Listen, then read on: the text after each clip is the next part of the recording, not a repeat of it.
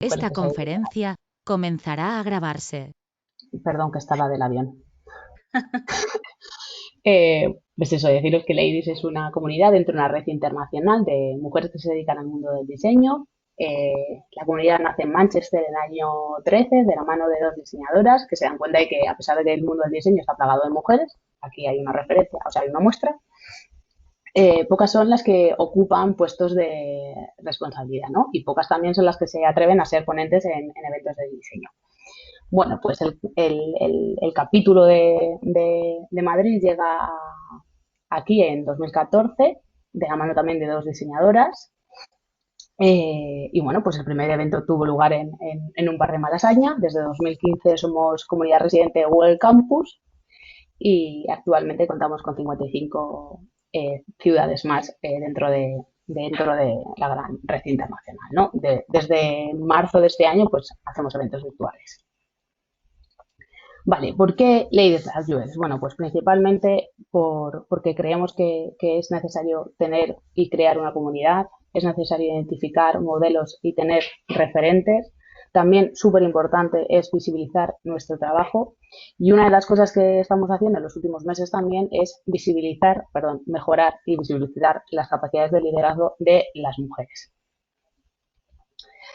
¿Qué hacemos en Ladies? Bueno, pues como ya sabéis, muchas de nosotras nos encontramos una vez al mes para compartir experiencias y aprendizajes.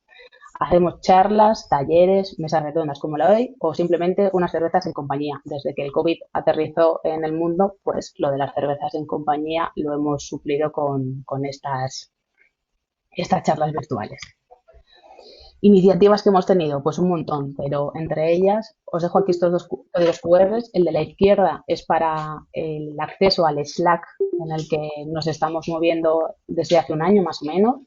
Y a la derecha es el acceso a los podcasts, a los distintos podcasts que tenemos, ¿no? Como decíamos al principio, ya estamos grabando estos eventos para luego una posterior edición y tener en podcast. Estamos en un montón de medios, no recuerdo muy bien todos los nombres, pero a través del QR podéis acceder a él.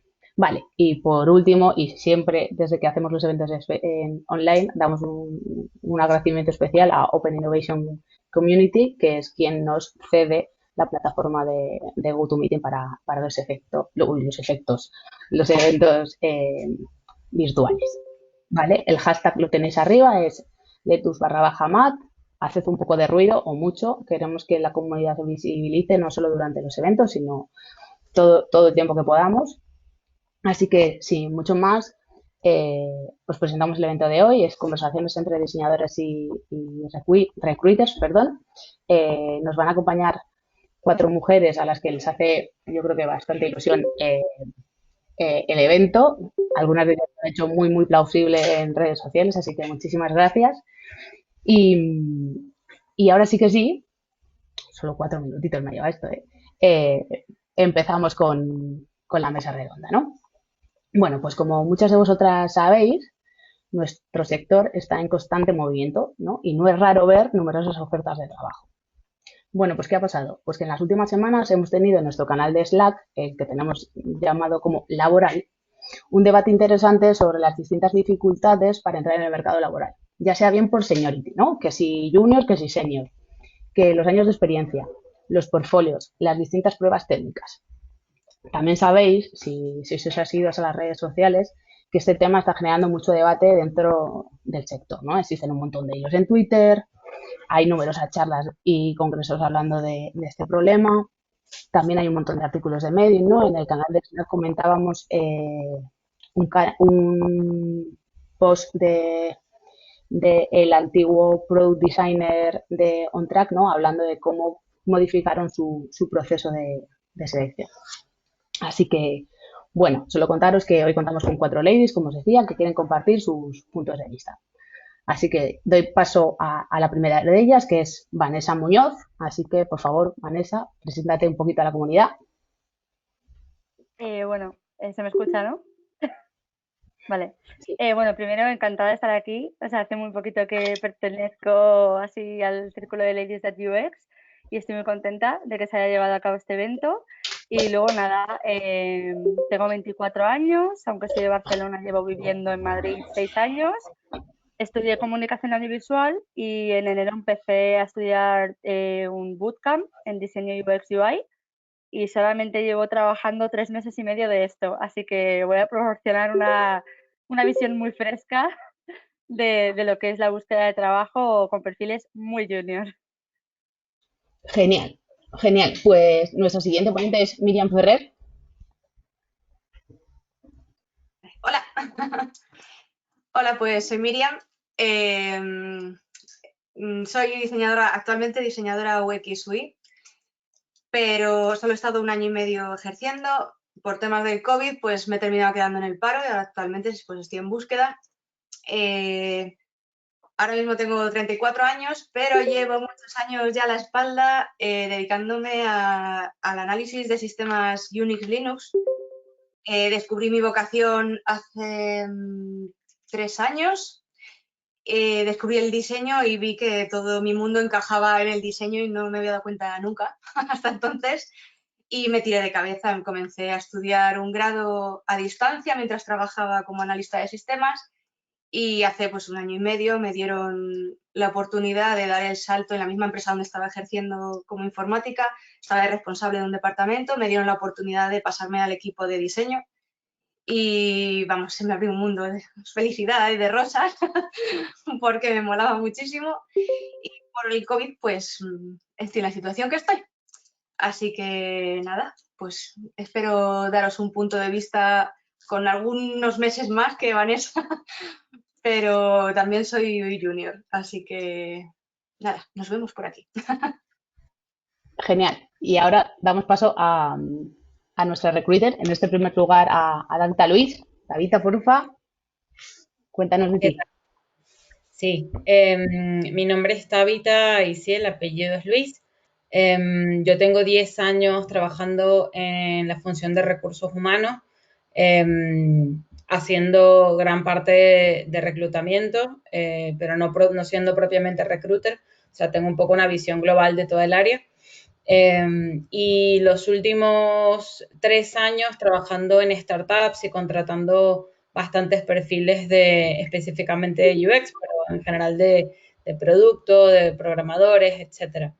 Y nada, ahora mismo o trabajo de Head de People y Culture en Too Good To Go, que es una aplicación móvil para rescatar la comida que los establecimientos al final del día no han podido vender. Así que también aprovecho para recomendárselas, así justo como hoy es el Día Internacional de Concienciación sobre el Desperdicio de Alimentos, pues para que la conozcan y la utilicen si os apetece.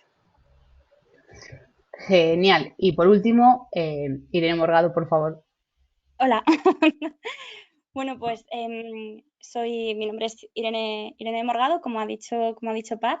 Yo ahora mismo trabajo como Head de Talento, Cultura y Marca en Kairos DS y bueno, soy socióloga especializada en psicología social y en comunicación. He tenido la suerte de poder colaborar con Ladies Radio X antes un par de veces, pues como host y en alguna charla, yo creo. Y bueno, he trabajado bastante en empresas tecnológicas y de producto digital. Me ha tocado montar departamentos de recursos humanos desde cero, sobre todo en startups y en otras empresas tecnológicas.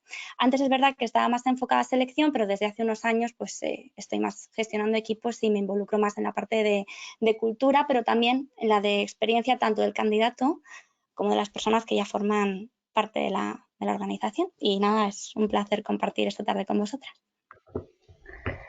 Muchísimas gracias. Pues después de las presentaciones, ya sí que sí, nos metemos en materia, comenzamos la mesa redonda, así que para empezar, esta pregunta va primero para la parte de diseño.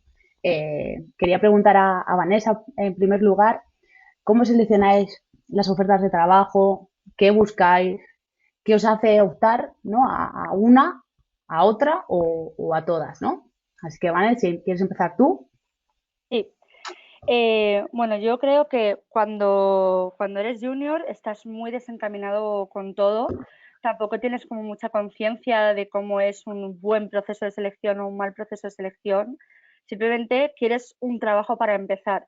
Y yo creo que actualmente estamos muy acostumbrados a ver ofertas de becas no remuneradas, becas remuneradas o puestos muy, muy juniors que piden muchísima experiencia, muchísimas cualidades que como que saltan el paso solo, o sea, no solo diseño, te piden marketing, desarrollo, diseño, que sepas de marca, que sepas un poco de todo.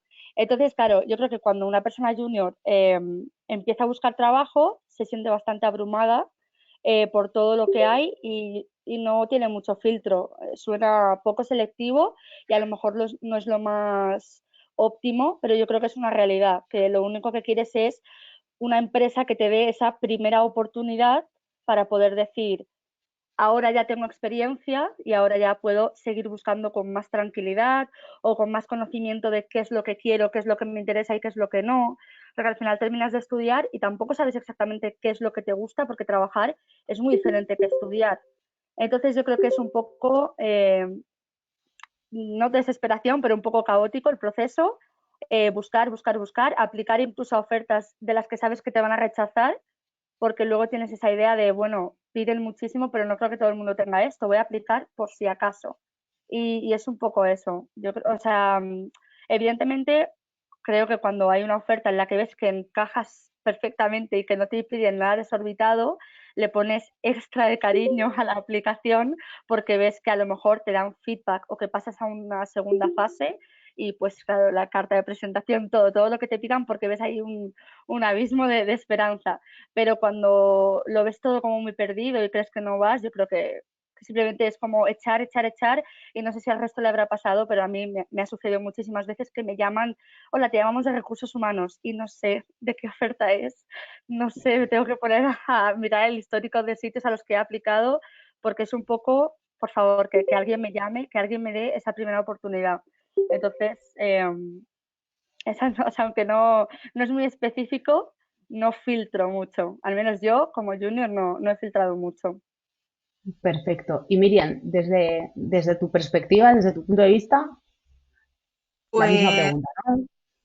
yo, claro, tengo la posibilidad, o sea, tengo el punto de vista de cómo aplicaba cuando aplicaba los puestos de informática y ahora en diseño y me parecen surrealistas. O sea, cómo venía aplicando a los puestos a los de diseño, o sea, no tienen nada que ver. Y lo primero que hago es mirar todo el texto que sueltan, la parrafada de todo lo que pedimos y demás. Cuando son muy escuetos, que son súper directos de buscamos que tengas esto, esto, esto y esto. Normalmente tiendo a desconfiar. Entonces investigo muy mucho la empresa antes de lanzarme a una oferta de ese tipo. Pero sí es verdad que me meto, miro la oferta, me meto en la empresa, investigo qué es lo que hacen y también voy a la página ¿cómo era? Glassdoor o algo así se llama, me parece, para ver qué opina la gente. Sí, qué opina la gente sobre la empresa, los que trabajan en ella, los que han trabajado o han aplicado alguna cosa, qué puntuación le dan. Y si realmente me convence, me gusta el puesto y veo que encajo, pues aplico.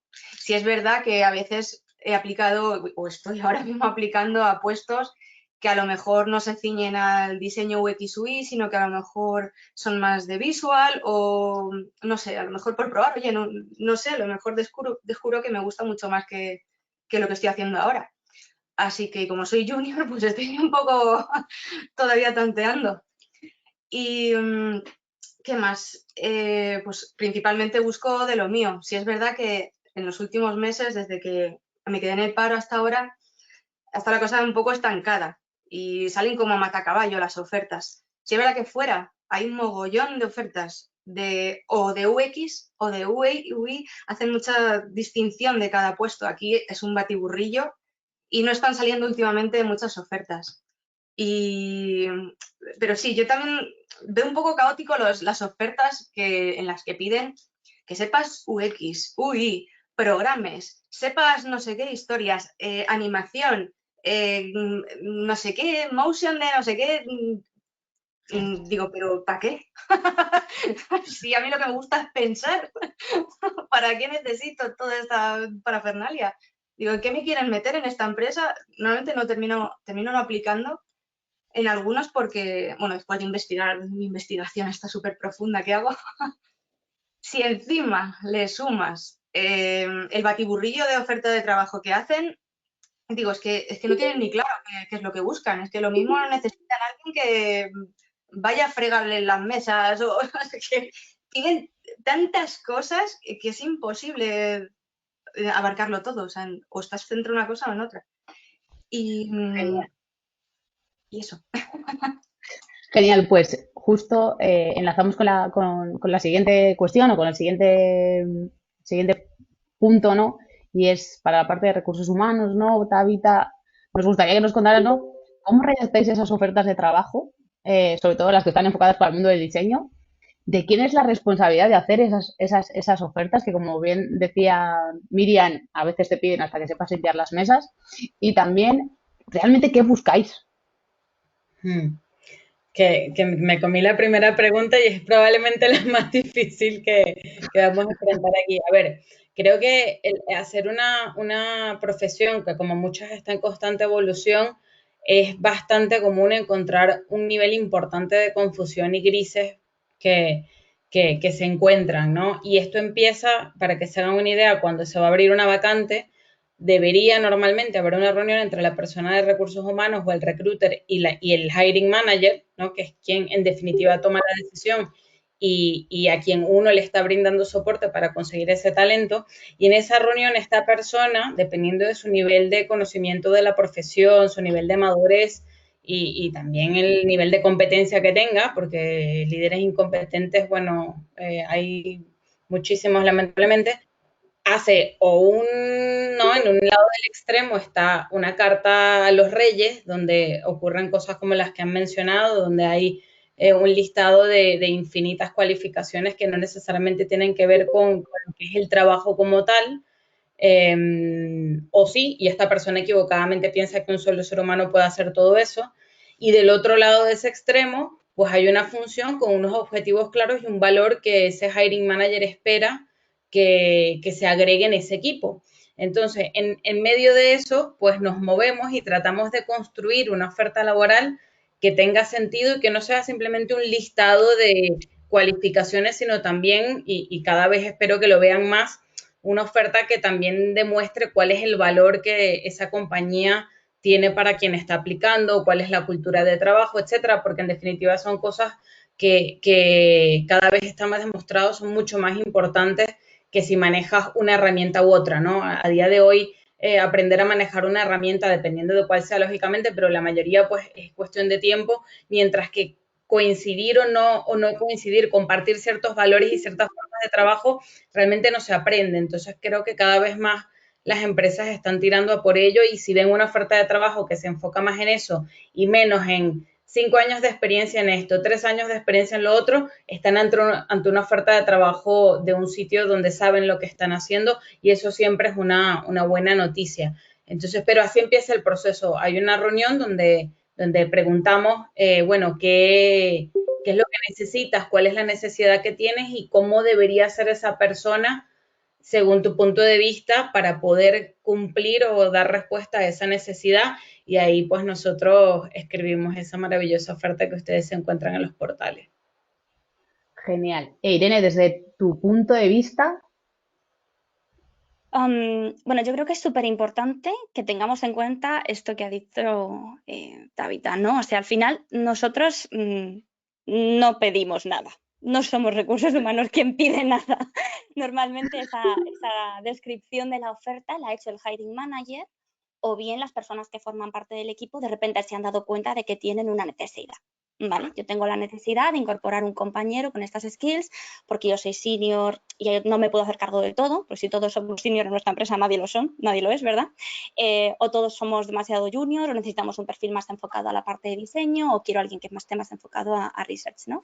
Pero normalmente, como me ha dicho Tabita, esto es un ejercicio que debería hacerse de forma conjunta entre el hiring manager, que es como llamamos a esa persona que ya nos ha dicho ya, ¿no? Que es quien detecta o define las características que tendrá sería esta persona que se busca, y sobre esa lista de requerimientos que a nosotros nos dan, nosotros construimos la oferta, ¿no? Y nos sentamos siempre que se puede para definir tanto las hard skills, tanto la parte técnica, como también las soft skills, porque aunque tengamos muy clara esa lista de requerimientos técnicos de las que hablaba Vanessa, ¿no? Que al principio de toda esa lista de cosas, también hace falta saber cómo es el equipo al que va a ir, qué tipo de persona va a encajar bien en este equipo y qué persona no. Y no solamente hablamos de lo que sabe, sino de cómo es, ¿no? Y de cómo es el equipo. Hay una cosa que también ha dicho Tabitha, que es la manera en la que tratamos de incluir un enfoque y una redacción de las ofertas de trabajo diversas, ¿no? Cada vez más y más inclusivas. Y para mí es muy importante, por ejemplo, contar en esa oferta primero lo que la organización hace y lo que ofrece, y luego ya meterme en lo que estoy pidiendo, ¿no? Sobre todo, creo que hay que distinguir claramente para evitar confusión, ¿no? Algo que comentaban tanto Vanessa como Miriam, ¿no? Pues qué es obligatorio, cuáles son la parte must y qué es un nice to have. O sea, pues esto me vendría bien que lo supierais, pero oye, pues si no te gusta la cerveza, no quieres limpiar mesas y no te gusta jugar a juegos de mesa, pues bueno, conmigo no trabajarías muy bien, pero en general a lo mejor es algo que puedes encajar, ¿no? Y luego es muy razonable tratar de huir de los unicornios. Primero, porque espantan a las mujeres, esto ya lo sabemos, que es más difícil que una mujer aplique a un puesto que tiene muchos requerimientos, ¿no? Y porque además no tiene sentido, ¿no? Si tú mismo no pasarías el proceso de selección, ¿por qué se lo pides a otra persona? Hay una cosa que es importante que habéis dicho, que es la manera en la que tenemos que ser consecuentes con los perfiles junior, porque no siempre se pueden incorporar perfiles junior a una organización. Si esa empresa no tiene un plan de formación, si no tiene un plan de acompañamiento, no tiene sentido incorporar perfiles así porque se van a sentir aislados, solos, explotados, y no tiene sentido, ¿no? Y al final nosotras estamos muchas veces también para acompañar en la parte del ajuste de salario. Para tratar de evitar agravios o para ajustarnos al mercado, ¿no? Y el tema de los años de experiencia, esto que preguntabas, Pat, ¿qué buscamos, no? A mí me sigue rechinando muchísimo esto. Sí que es verdad que hay cosas que no se aprenden leyendo, se aprenden viviendo, ¿no? Y que los años de experiencia, pues que claro que cuentan. Pero yo creo que al final para mí es más importante que si durante el proceso de selección demuestras que tienes unas habilidades, una manera de pensar que encaja con el equipo, a mí me da igual si llevas 4 años trabajando o 12. La cosa es que encajes o que no encoges, ¿no? Y una reflexión sobre la mala redacción de las ofertas, que al final la estamos encontrando pues en todos los sectores, ¿no? Y esto es un ejercicio en el que todos tendríamos que trabajar, y que ahora en el punto en el que estamos, sobre todo después de la crisis que nos encontramos con que hay tantas personas que se encuentran en búsqueda, todavía es más importante, yo creo, hacer un ejercicio de reflexión y de responsabilidad, ¿no? sobre este punto. Pues genial. Y además ahora, escuchando las best practices, ¿no? Tanto de Tabitha como de Irene, sobre cómo deberían de ser las ofertas de trabajo, quería saber, esta pregunta va dirigida inicialmente para Miriam, ¿no? ¿Cómo aplicáis a las ofertas, ¿no? ¿Cómo te presentas a una oferta? Y sobre todo, ¿qué respuesta encuentras? Pues depende, o sea, hay ofertas, sobre todo estoy aplicando por LinkedIn, que es lo más cómodo, aunque estoy buscando por otras plataformas o metiéndome en empresas que me gustan y les mando directamente currículum y carta de presentación. Pues, ¿qué me estoy encontrando? Que hay un abismo, que o contratan, o sea, o hay perfiles, buscan becarios o perfiles muy senior. Entonces, hay como un limbo ahí de años que me encuentro ahora mismo que no buscan a gente, no, como que no quieren juniors en ninguna empresa. Pero luego los salarios, si te fijas, lo que piden no son salarios senior. Entonces, ahí hay como un desajuste entre una cosa y otra. Es lo que yo quiero, pero lo que estoy dispuesto a pagar por ello. Y normalmente, pues, me rechazan normalmente muchos no llegan a llamarme porque no, aunque cumplo todos los requisitos que piden, ni se molestan en contactarme para ver si realmente dicen, bueno, a lo mejor no tiene 3 años de experiencia, pero joder, lo mismo me cuadra, es una tía espabilada o no, o yo qué sé, estas cosas, ¿no? Que dices, no sé, tiene ahí su cosilla, pues lo mismo, venga, la meto. como pasó en la empresa en la que estaba, que apostaron por mí y pues mira, le salió bien. Sacaba curro adelante. Entonces, no sé si es que van con miedo buscando gente, no sé qué es lo que pasa al otro lado, pero sí es verdad que directamente te rechazan de, no es que no cumples, no es que no eres senior, o no es que no estamos buscando a alguien mucho más experto en todo esto. Como pues si ni me has dado la opción a explicarme, ni a contarte qué hago, ni qué dejo de hacer. Porque sí es verdad que donde estaba currando era un curro que sí, que tengo 1 año y medio, pero no es 1 año y medio. Curramos con tanta presión, tanto a matacaballo, era todo tan intenso que el año y medio fue como si fuesen 3. Un máster de vida. Vale, Total. y Vanessa, Vanessa, en tu caso, eso, ¿cómo te presentas una oferta y sobre todo, casi qué respuestas encuentras? Ahora, ¿no? Yo busco, o sea, hay épocas en las que buscaba por todos lados, todas las aplicaciones habidas y por haber de móvil, LinkedIn, Doméstica, Remote OK, Remote Job, las careers de las páginas web que me interesan y que ya voy a ellas específicamente, no sé, todos lados.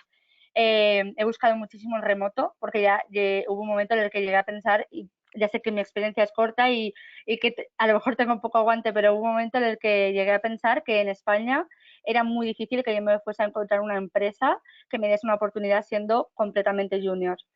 Y entonces buscaba en remoto, en Múnich, en Italia, donde saliese. La respuesta que me encontraba, bueno, luego cómo aplicaba, perdón, tengo como 2 extremos. Las empresas que me gustan muchísimo, pues lo que decía Miriam antes, miro la web, miro los valores, estoy 3 horas redactando la carta de presentación que creo que les vaya a gustar, mirando los valores, haciendo chascarrillos de por medio en un estilo semiformal. Y luego está mi otro extremo de desesperación de buscar las ofertas de LinkedIn que son Easy Apply y clicar como si no hubiese un mañana.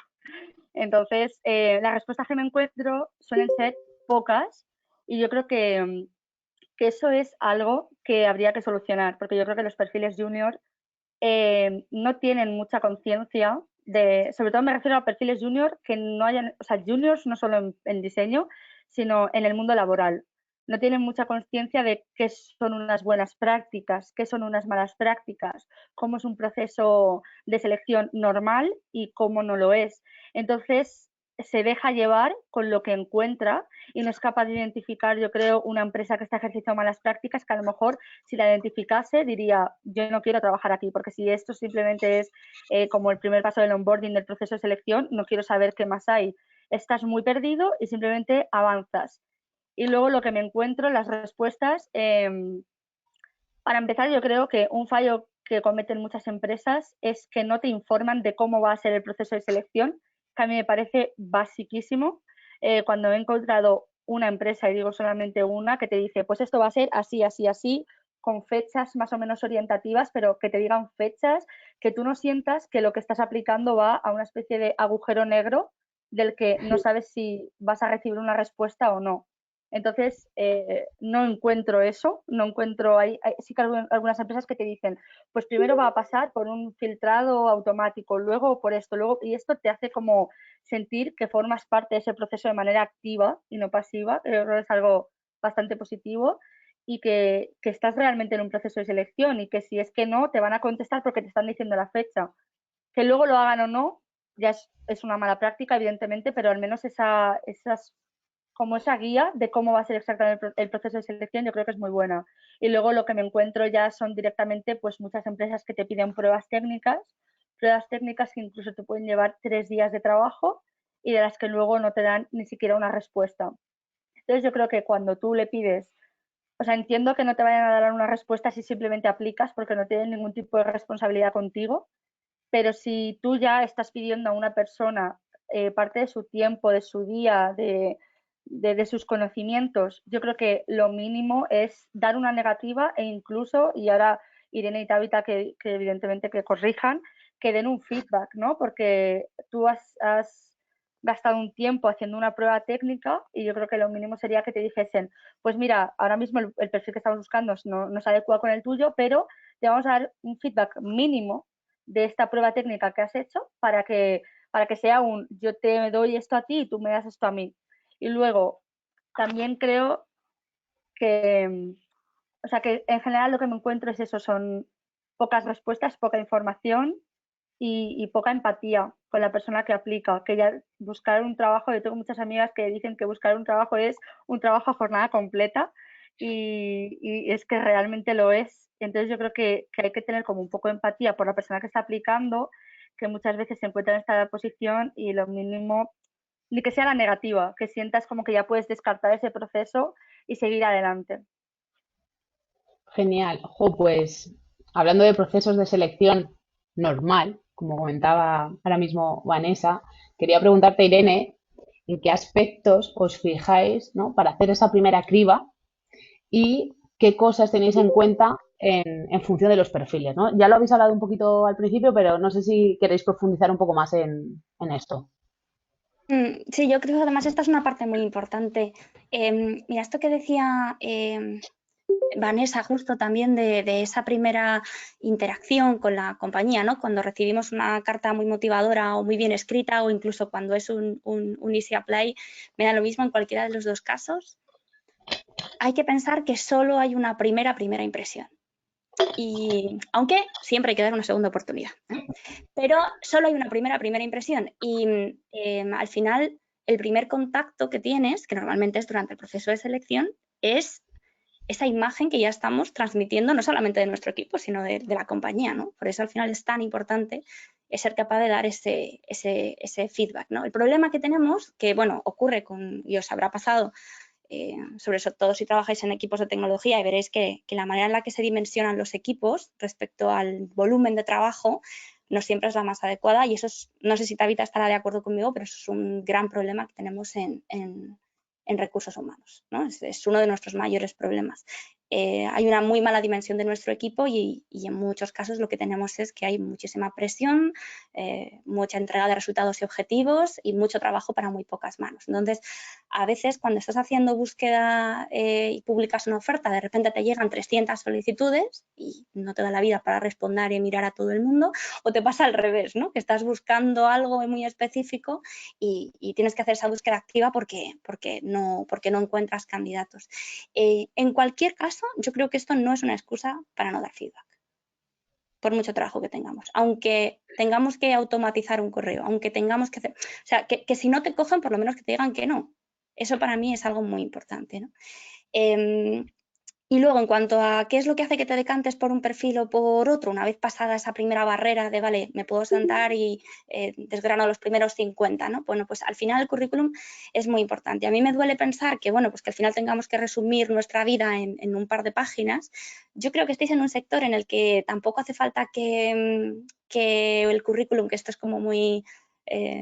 no, es que el currículum tiene que ser como mucho 2 caras. Eso es una tontería. Para mí, a mí me parece tontería. O sea, pueden ser todo algo que queráis. A ver, 15 páginas a lo mejor no me puedo leer de todas las personas, pero no me importa leer más si con eso puedo distinguir una persona que realmente me vaya a aportar un valor, ¿no? Por ejemplo, en la rama de UX de Research, alguien que a lo mejor tenga un background de psicología a mí me puede aportar mucho y a lo mejor me interesa conocer esa experiencia previa que ha podido tener en otro campo, ¿no? Por ejemplo, eso para mí es importante. Luego, una cosa muy interesante que ha dicho Miriam, que es que nosotras conocemos de qué empresas viene la gente y sabemos dónde hay empresas en las que un año cuenta como 3.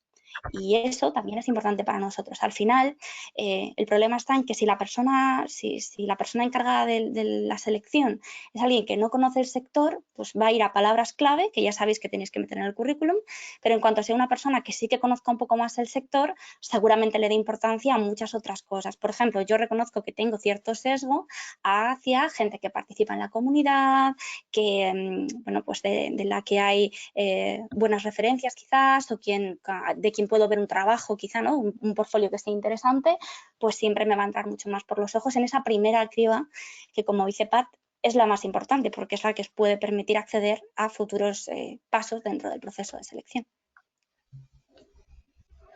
Genial.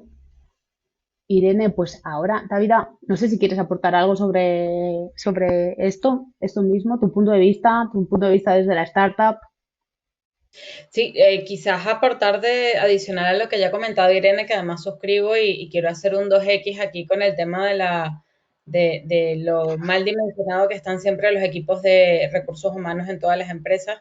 Yo he llegado a tener 15 procesos de selección abiertos al mismo tiempo, llevándolos yo, más nómina personal, laboral, etcétera. Entonces, de nuevo, como ella dice, no como un paño de lágrimas ni para venir a quejarme, sino para que vean cómo es la cocina, que creo que es también lo valioso de este encuentro que estamos teniendo ahora, ¿no? Que sepan lo que está pasando del otro lado para que puedan ojalá sortearlo y buscar las maneras de llamar la atención a pesar de eso que está ocurriendo. Quizás de añadir, lo que puedo añadir además de eso es que cada proceso es único y la manera en la que uno hace una criba es muy diferente. Por ejemplo, para un rol junior donde a lo mejor te llegan 600 currículos y quizás vas muy rápido, dicen los estudios que dedicas unos 5 segundos a cada uno de ellos. En ese sentido, pues 2, 3 páginas jamás las vas a ver. Como mucho ves la primera página y haces un screening de palabras clave. Si tal como dice Irene, a lo mejor estás buscando algo muy específico, muy senior, con unos conocimientos muy peculiares, que ya lógicamente pues te tomas más tiempo, miras ya no solamente el currículo, sino que sepan que también hacemos algo de research en redes sociales, mira si la persona ha participado en alguna conferencia, ha escrito algún artículo en Medium. O sea, cuando te puedes dar ese, para mí es un lujo porque como me apasiona esto, disfruto muchísimo cuando puedo tener una búsqueda de un perfil así y me puedo tomar el tiempo de conocerle. eh, pues es completamente diferente el filtrado que haces en una situación o en otra, o en un tipo de compañía o en otro. Hay compañías donde yo sé específicamente que el hiring manager está buscando A, B y C y pues voy a por esas 3 cosas, y otras donde a lo mejor el hiring manager está muy dudoso, porque esto también me lo he encontrado mucho, de no sé, alguien bueno, alguien que me ayude a resolver tal cosa, ¿no? Como algo muy genérico, y entonces ahí entra como un trabajo más artesanal de, bueno, a ver quién creo que puede, como decía también Irene, ¿no? A lo mejor alguien con un background de psicología, me aporta esto, o sea, cada situación, cada rol, cada empresa, cada hiring manager es un mundo y aquí no hay una forma que sea la que aplicamos siempre en todos los casos, creo yo. Genial. Y pasar de esa primera criba, ¿no? Esa primera selección, ¿no? Esos 300 o 600 currículums de junior. Ahorita me gustaría que nos contaras cuáles son los pasos que se incluyen, ¿no? En el proceso, ¿no? Si hay una prueba técnica, ¿qué se pretende conseguir con esa prueba técnica, ¿no? Que está como muy de moda en muchas Es empresas. la mentada prueba técnica. A ver, yo soy fan personal de la prueba técnica porque la realidad es que los portfolios suelen poner en valor más a las personas que tienen experiencia o que han tenido el privilegio de trabajar para ciertas marcas. O sea, si tú tienes en tu portfolio a lo mejor, no sé, branding de Coca-Cola, pues eso quizás va a llamar más los ojos o va a ser en principio mucho más appealing, más atractivo que quien ha trabajado con marcas más chiquitas, aunque pueda ser igual de competente. Entonces, yo soy muy fan de la prueba técnica porque para mí corrige un sesgo de diversidad importante, entre ellos el sesgo de género. Los hombres sabemos que tienen más oportunidades en general, los hombres blancos el doble.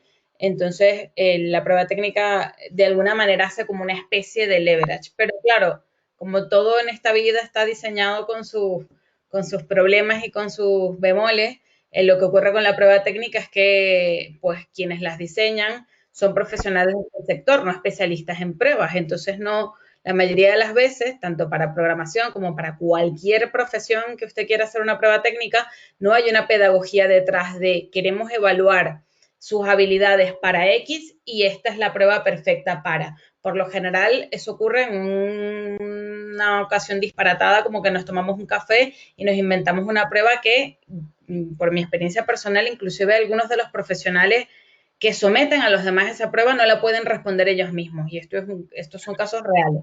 Entonces, es todo un tema, pero yo creo que la prueba técnica bien hecha, bien diseñada e inclusive en algunos casos, si es muy larga, hasta remunerada, puede ser una vía también para corregir muchos sesgos, porque además piensen que, y esto lo he aplicado yo también en el pasado, la prueba técnica puede ser ciega. Entonces tú puedes no presentar un currículo donde no vas a ver si es junior, senior, junior o si es mujer, hombre, perro, gato, sino que va a venir, estas son las habilidades, esto es lo que este ser humano puede hacer, y si te gusta, mira, resulta que era pirula de los palotes de 50 años, madre con diversidad funcional, por ejemplo.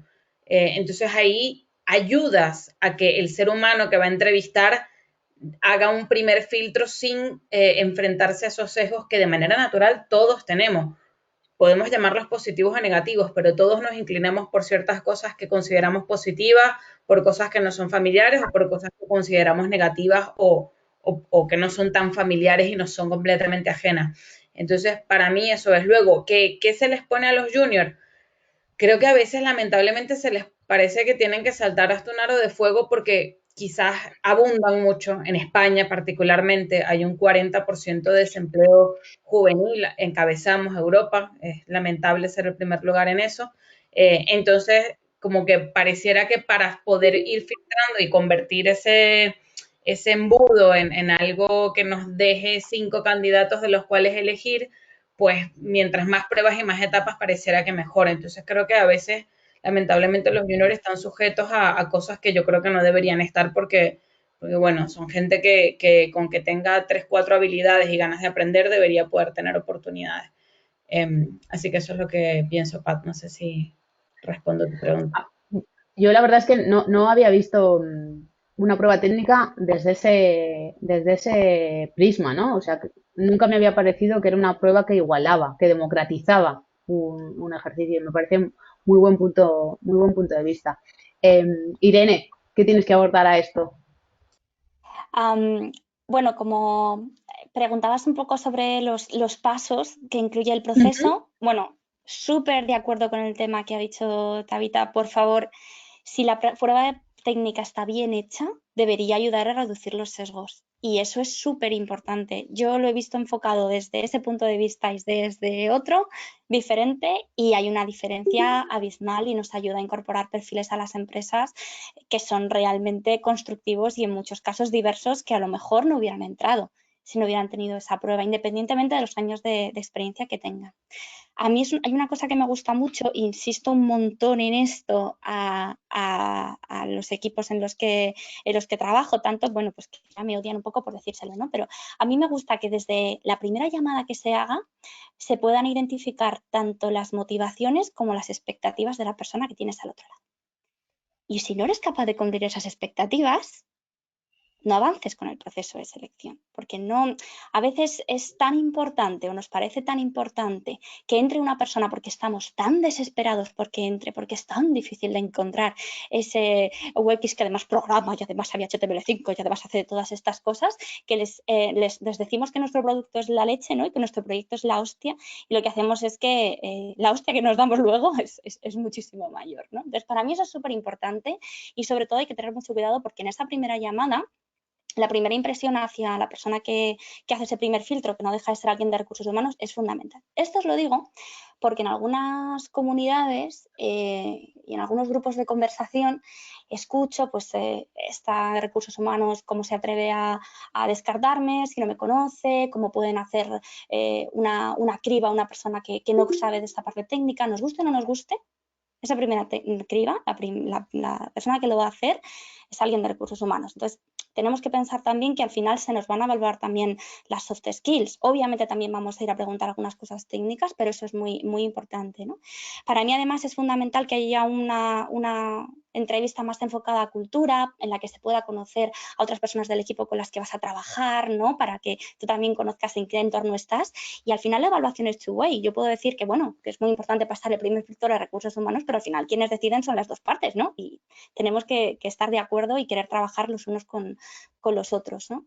Para mí, además, es fundamental cuidar mucho no solamente el proceso, sino quién está formando parte del proceso. Por ejemplo, He trabajado en sitios en los que en un proceso además me acuerdo porque era de diseño y entonces había más mujeres que hombres, teníamos un hiring manager que preguntaba sistemáticamente a las candidatas si tenían novia o novio. Bueno, pues esa persona hay que sacarla del proceso de selección. Sí, ahí estamos. Entonces, para mí es fundamental que seamos capaces de recopilar feedback. Esto es una cosa que ahora en Kairos estamos haciendo, que es pasar siempre un formulario a cualquier persona, da igual en qué parte del proceso te hayas caído, para saber cómo lo hemos hecho y conocer un poco, ¿no? Ese NPS del candidato, pues identificarlo, ir un poco a lo concreto. Pero también lo hacemos con la gente que contratamos para saber si efectivamente ese proceso pues fue estupendo o entraron porque nos quisieron dar la oportunidad, pero en el fondo había cosas que no le convencían, ¿no? Entonces, para mí eso es un poco pues todas las fases que tendría que tener el proceso y cómo podríamos mejorarlo. Y como os decía, completamente de acuerdo con Tabita en que tiene que haber esa prueba técnica. En algunos casos a lo mejor puede ser una conversación técnica, no tiene por qué ser algo que te dedique horas y horas, porque cuando sobre todo estás aplicando a varios procesos entiendo que es complejo.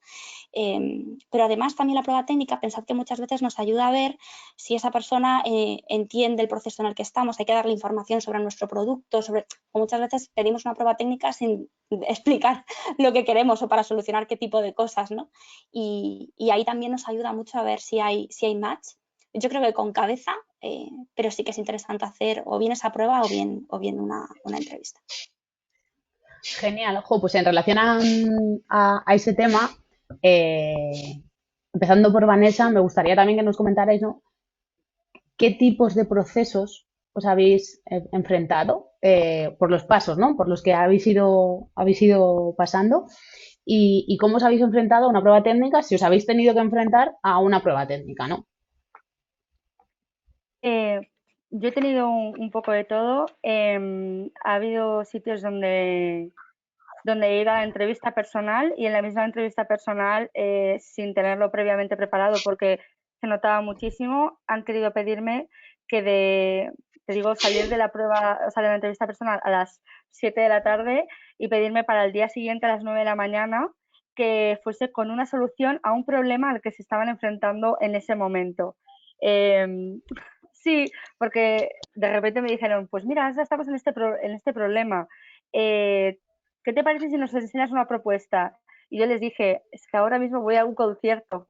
Y me dijeron, bueno, pues en vez de a las 9, claro, no podía anularlo, o sea, y me dijo, bueno, pues en vez de a las 9 te dejamos que nos des la respuesta a las 10 de la mañana. Sí, la verdad, muy generosos.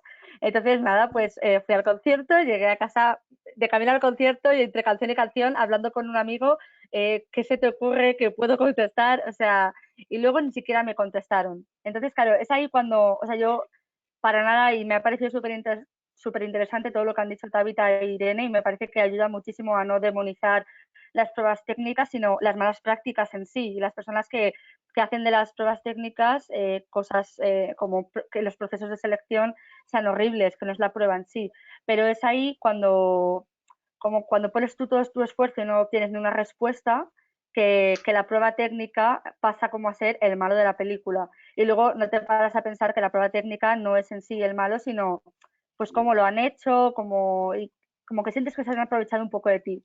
Luego he tenido pruebas técnicas de 3 días, literalmente, sin parar. Y claro, lo haces para una empresa que te interesa mucho, pero si estás muy desesperado por encontrar trabajo, yo ya pensaba que, de hecho, creo que para aplicar a ofertas de producto de diseño no tienes que enviar tu currículum y ya está. Existe pues, todo este universo de hacer bien los case study, cómo hacer el case study perfecto para que vean cómo ha sido el proceso, lo que has aportado tú. Ahora cúrrate el portfolio, no solo portfolio en PDF, porque claro, si era digital, pues ahora hazlo en web. O sea, he llegado a aprender la herramienta de Webflow solo para poder hacer el perfecto portfolio, buscando los 10 resúmenes perfectos de Google, hacer un mix de los 10, diseñar que el portfolio vaya alineado con el currículum, y eso es muchísima inversión de tiempo.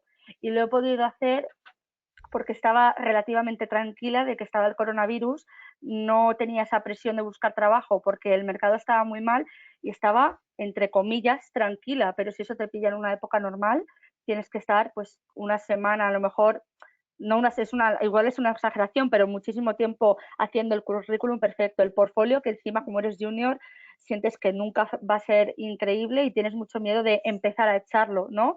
Nunca el MVP del portfolio es algo que no existe.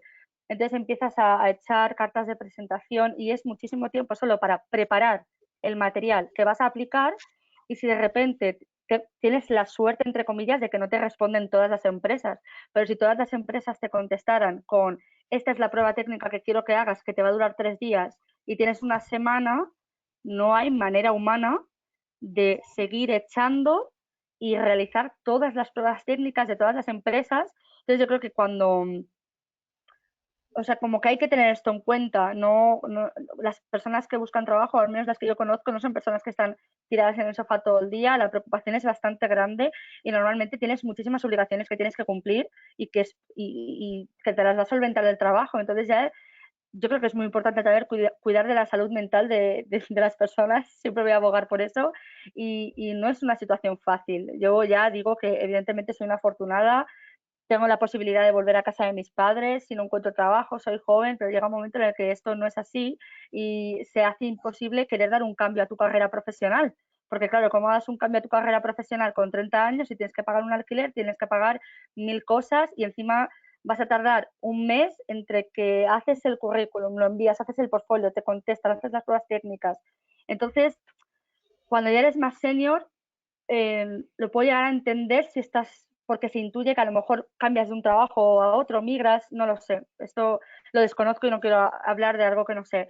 Pero cuando eres junior, al final, pues es lo que decían Tabitha e Irene, que a lo mejor no tiene por qué ser una prueba técnica, a lo mejor es una conversación técnica, es ver una actitud que casas con la empresa, que lo que no sabes, quieres tomarte el tiempo para aprender lo que estás dispuesto a aprenderlo.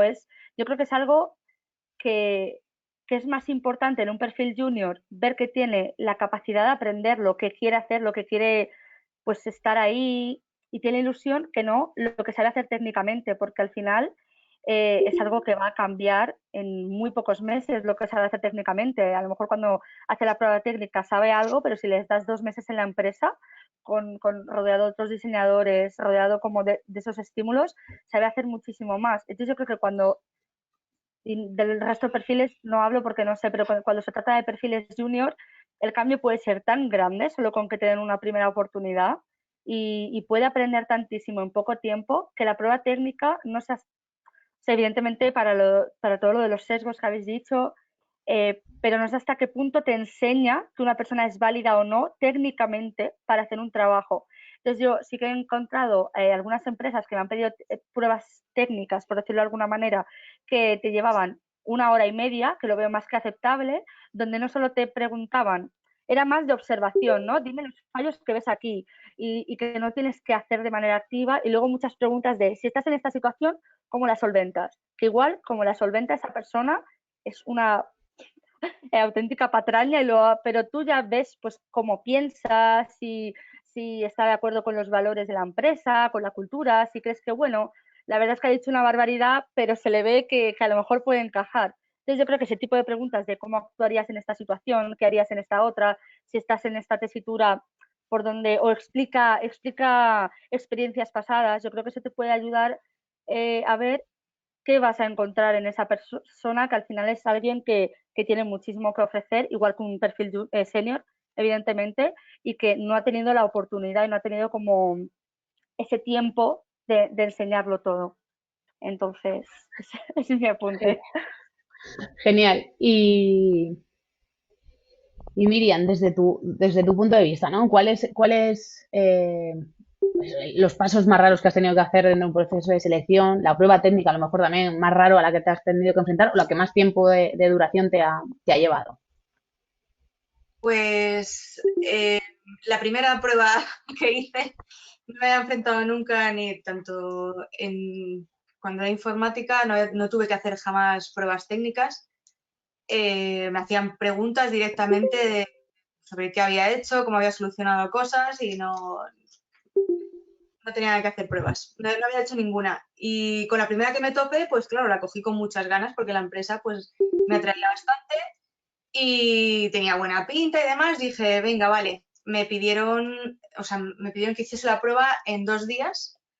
Estuve 2 días sin dormir para poder presentar la prueba perfecta, porque soy como muy perfeccionista. Cuando la terminé dije, lo mismo no me pedían todo esto, pero se me ha ido de las manos un poco la prueba.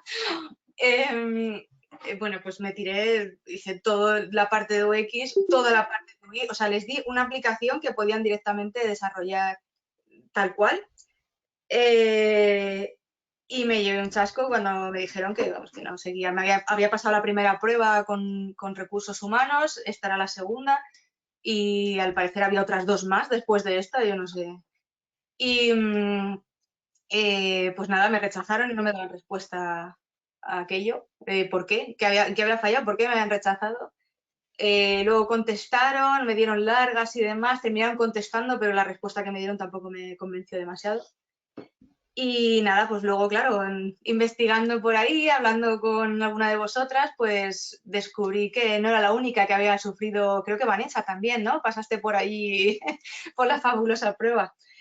Y nada, pues claro, me sentí estafada porque es que les di una aplicación útil, con todo el estudio hecho, con todo planteado, que podía ser más bonito, más feo, más con mejoras. Claro que sí, solo tenía 2 días, es normal, faltan las iteraciones, pero me sentí como violada, es como he perdido ahí 2 días de mi vida y me siento traicionada porque tengo la sensación de que no ha servido para nada, pero ya no es que sirva para nada, es que sentía como que, porque la oferta sigue ahí, luego me estuve investigando y resulta que esa oferta venía de muchísimo más atrás y que llevan buscando gente y, joder, que no encuentres a nadie, mira que somos gente y, coño, que no encuentres a nadie, ya empieza a olerte raro. Que digas, ¿no estarán buscando ideas nuevas para hacer aplicaciones, que es a lo que se dedican? Pues da que pensar. Y luego eso, pues, me ha traído alguna mala experiencia con otra empresa, porque claro, después de esto, yo me quedé con muy mal sabor de boca con las pruebas técnicas. Y me llamaron para otra oferta y la entrevista bien y tal, iba muy bien, hasta que me dijeron, bueno, el siguiente paso es una prueba técnica.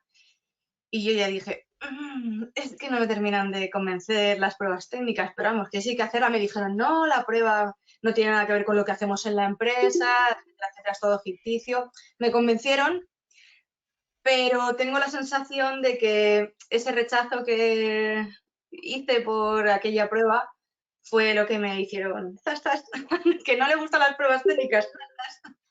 Y es como, joder. Entonces, también tengo una duda que va para vosotras, Irene y Falta.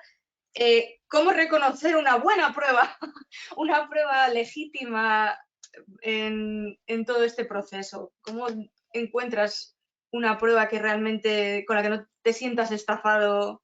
Porque a primera vista, claro, puede parecerte que no, que todos son muy buena gente, pero joder, ya vemos que no. Perdón. Pues no sé, contadme a ver. Pues eso que apuntas, Miriam, es súper interesante, ¿no? El hecho de sentirte primero estafado, porque no obtienes recompensa por tu trabajo, no es recompensa a nivel económico, pero sí aunque sea un feedback que te digan, pues gracias por participar. Y el hecho de que genere desconfianza es una cosa que yo creo que nos pasa a todas, ¿no? El hecho de que la gente no esté buscando posibles soluciones o puntos de vista diferentes sin pagarlos. Así que anotamos esta pregunta un momentito para el final, para el tema del debate, para que Irene y Tabita nos contesten, pero sí que es verdad que me gustaría, por ir cerrando un poco la conversación de la mesa redonda, es que tras finalizar todo este proceso, que en algunos sitios está bien diseñado y en otros no, ¿cómo hacéis desde la parte, no de recruiter solo o desde people, para decidir con qué persona o con qué perfil es el que encaja, ¿no? Si es una decisión que se hace de forma consensuada, si se pondera el peso de unos sobre el peso de otros dentro de las personas que han participado en ese proceso de selección, ¿no? Entonces, Irene, me gustaría que iniciaras este punto. Vale. A ver, depende muchísimo del sitio en el que estés, del punto de maduración que tenga la organización, de las personas que ya han participado en el proceso. Esto seguro que, bueno, imagino que Tabitha no va a decir algo muy, muy diferente a esto, ¿no? Por ejemplo, en el sitio en el que estoy ahora, las personas de recursos humanos, una vez que dan su ok al principio, apenas tienen ya más poder de decisión sobre el proceso, digamos. Al final, si ya has pasado la parte de recursos humanos, la parte de talento, basta con que sea técnico, que le encaje el proyecto, que le encaje lo que hacemos y que encaje en el salario, esa persona puede entrar y ya está. Pero he estado en sitios en los que, bueno, organizábamos al final del proceso de selección una especie de comité en el que todos de manera anónima pues planteábamos quién querría a esta persona en la organización, si le contrataría para su equipo o si no, ni para trabajar con él ni para trabajar dentro de la compañía, ¿no? Esta información la recopilaba pues la persona de talento o de selección que era la que había llevado este candidato, y nos reuníamos brevemente, 15 minutos, todas las personas que habíamos formado parte del proceso de selección, la gente de los equipos que le había conocido, quien le había hecho la prueba técnica y quien había hecho esa parte de soft skills, y entre todos se ponían en común pues las ideas. Entonces, ahí pues o bien se votaba, en algunos casos se ponderaba más la parte técnica, en otros se ponderaba la de soft skills, pero aquí, por ejemplo, se intentaba que todo fuera pues bastante equitativo, ¿no?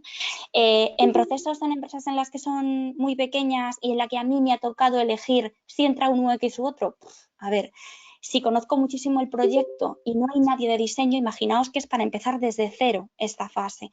Se supone que si ya has estado en muchas empresas de producto digital, pues que tienes cierta capacidad para, bueno, pues elegir. Nunca lo vas a hacer tan bien, por supuesto, como en otros sitios en los que ya hay una persona técnica, ¿no?, que te puede echar una mano. Pero al final esa última decisión no la terminamos tomando en muchos sitios nosotros, como os decíamos, ¿no? Sin embargo, al final, como os decía, todo trata de que esa persona encaje realmente en la motivación y en las expectativas. Yo no quiero que esa persona esté en un sitio en el que no pueda encontrar lo que le hace feliz ni encaje con lo que se está buscando, ¿vale? Porque esto es lo que nos va a evitar los dramitas en unos meses, ¿no? ¿Qué tipo de personas son las que a mí me ayuden a decidir, oye, pues si tengo varias personas que técnicamente son iguales, cuáles son por las que yo voy a abogar? Bueno, pues obviamente encajando dentro del lugar en el que esté. La persona que encaja en una empresa puede que no encaje en la siguiente, ¿no?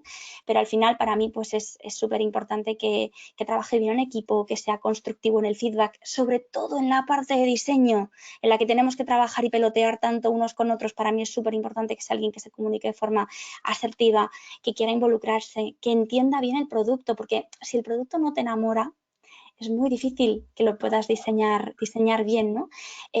Lo que os decía, tener muchísimo cuidado con las personas que son vendehumos dentro del proceso de selección, para que el candidato no entre o la candidata no entre con una expectativa diferente a lo que luego se va a encontrar, ¿no? Y para mí eso es lo más relevante e importante. Eso es lo que para mí es fundamental. Jo, genial. Y Tabitha, ¿tienes algo más que aportar sobre este tema, este punto? Creo que hay muchas maneras de diseñar un proceso de selección. Probablemente en una empresa más grande, no sé, empresas como Facebook, Google, etcétera, tienen un approach, un acercamiento, perdón, mucho más comunitario, por decirlo así, y se parecen a lo que comenta Irene de, bueno, hay comentarios o valoraciones anónimas que luego se juntan todas y se toma una decisión que tiene en cuenta todas las valoraciones. Si impresionaste a la mayoría de las personas que te conocieron, es un sí, y si hay suficientes dudas, es un no. Luego, en proyectos más pequeños, yo siempre le doy el voto de confianza al hiring manager para tomar la decisión. Uno, para que se responsabilice, y dos, porque va a ser responsable de esa persona. Entonces, pero de ninguna manera jamás, ojalá Recursos Humanos tuviera el poder que todos ustedes piensan que tenemos. Cuando la gente me dice, no, que tú despides, contratas, subes sueldos, digo, ojalá yo tuviera todos esos poderes mágicos. En realidad somos facilitadores y muchas veces hacemos pushback. Yo, por ejemplo, siempre hago un esfuerzo por, aunque el hiring manager tome la decisión, pues tratar de influenciar en él cuando sé que hay un muy buen candidato o candidata. Pero la decisión última siempre está allí y tiene sentido también porque esa es la persona que responde por los resultados del área para bien o para mal. Las empresas más grandes, las corporaciones, sí se pueden dar ese lujo de hacer procesos un poco menos sesgados, más profesionales, porque no importa tanto eso que mal llamamos a veces como el fit cultural o el feeling que tienes con los entrevistadores y demás. Y luego tenemos las startups que se leen los libros fantásticos estos de Me convertí en emprendedor en 3 pasos y entonces aplican unos procesos completamente satánicos y fuera de cualquier tipo de lógica humana. Pero de eso hacemos un webinar otro día. Genial, pues creo que hemos tocado todos los temas que queríamos tocar. Hay varias preguntas interesantes en el chat, pero antes de cerrar esta mesa de ronda, que vamos súper bien de tiempo, por cierto, eh, me gustaría que cada una de vosotras eh, cerréis como la mesa redonda dando una reflexión, ¿no? O haciendo una reflexión o compartiendo algo que creáis que no habéis compartido y que os gustaría compartir con todas las ladies que tenemos actualmente en la sala y las que nos escucharán en el podcast en un tiempo. Así que, venga, empiezo por Vanessa. Vale, bueno, yo sobre todo agradecer a Irene y a Tabitha, sobre todo a Miriam también, pero ese approach de recursos humanos. Y mi reflexión sería que tenemos que cuidar mucho tanto diseñadores como recursos humanos de la salud mental de las personas con las que estamos en contacto en el trabajo. Creo que esto es vital. Y luego mi única reflexión es lo importante que es hablar de estas cosas, sobre todo cuando eres un perfil junior. Iniciativas como esta ayudan muchísimo, pero no solo eso. Hablar con tus compañeros, hablar de salarios, hablar de yo creo que habría que normalizar hablar de salarios no por morbo, sino porque los perfiles junior tienen mucho desconocimiento de qué es algo que está bien pagado y qué es algo que no es aceptable. Yo creo que eso es vital, hablar de salarios, de condiciones, de buenos procesos de selección, de malos procesos de selección. Entonces, mi única reflexión es lo importante que es hablar de estas cosas y que sea una conversación transparente para que si hay algún problema, a través de esa conversación salga a la luz y poder solventarlo. Porque si la gente no habla de estas cosas, nunca vamos a pensar que somos la persona a la que le pasa todo lo malo y no nos vamos a dar cuenta de que le pasa a muchísimas otras personas y así se va a poder solucionar. Esa es mi única reflexión. Genial, vale, pues cerramos la parte de candidatas, en este caso con Miriam.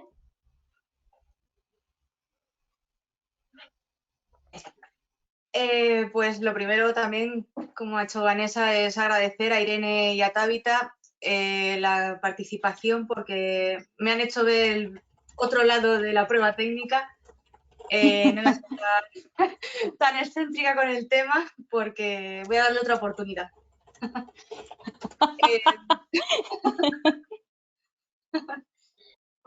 Lo que sí estoy viendo desde que me he quedado sin curro es lo importante que es hacer contactos en el mundo del diseño.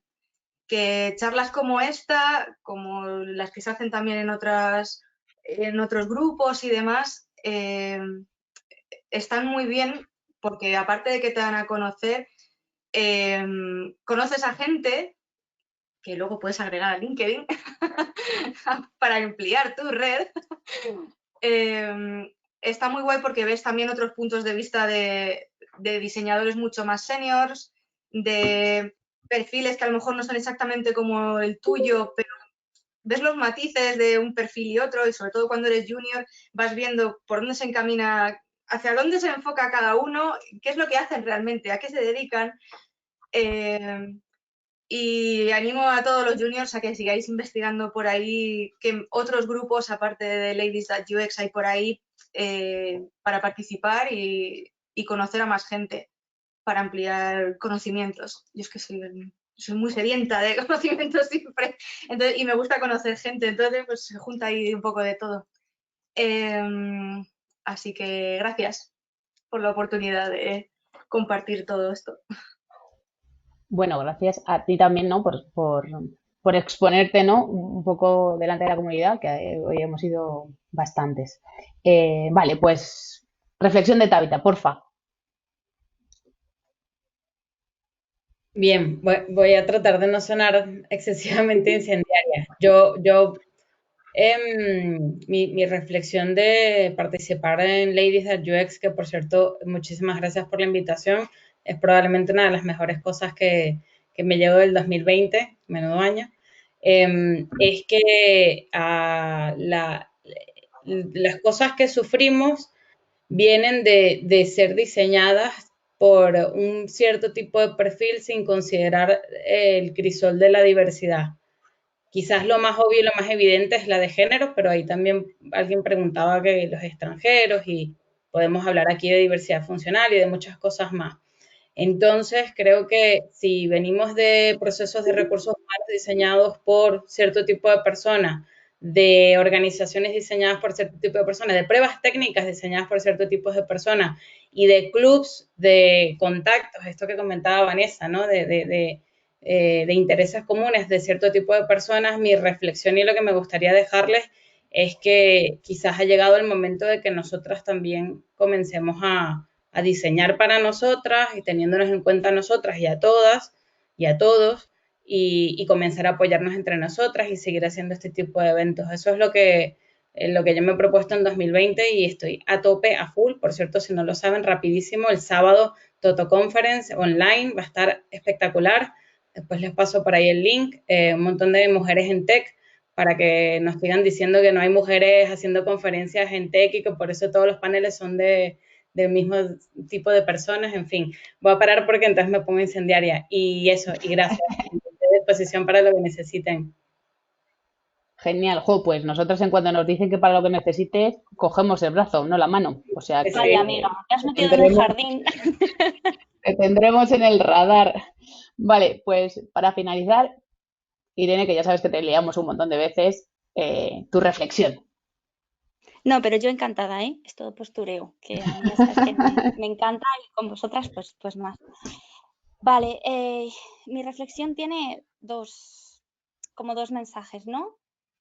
El primero sería empatía para entender que tenemos que dejar de hablar de que aquí hay dos lados, ¿no? Los candidatos o las candidatas y las personas de recursos humanos, que estoy harta de ver en Twitter que hay perfiles que valen más que otros y que somos como dos cosas enfrentadas cuando al final no somos dos bandos, al final lo que Tabitha y lo que el resto de compañeras y compañeros que trabajan en un rol similar al nuestro queremos es que una persona se incorpore, que no sea tóxica, que trabaje bien y poder dar oportunidades como las que yo me he podido encontrar cuando era muy junior y me pude incorporar al mundo laboral.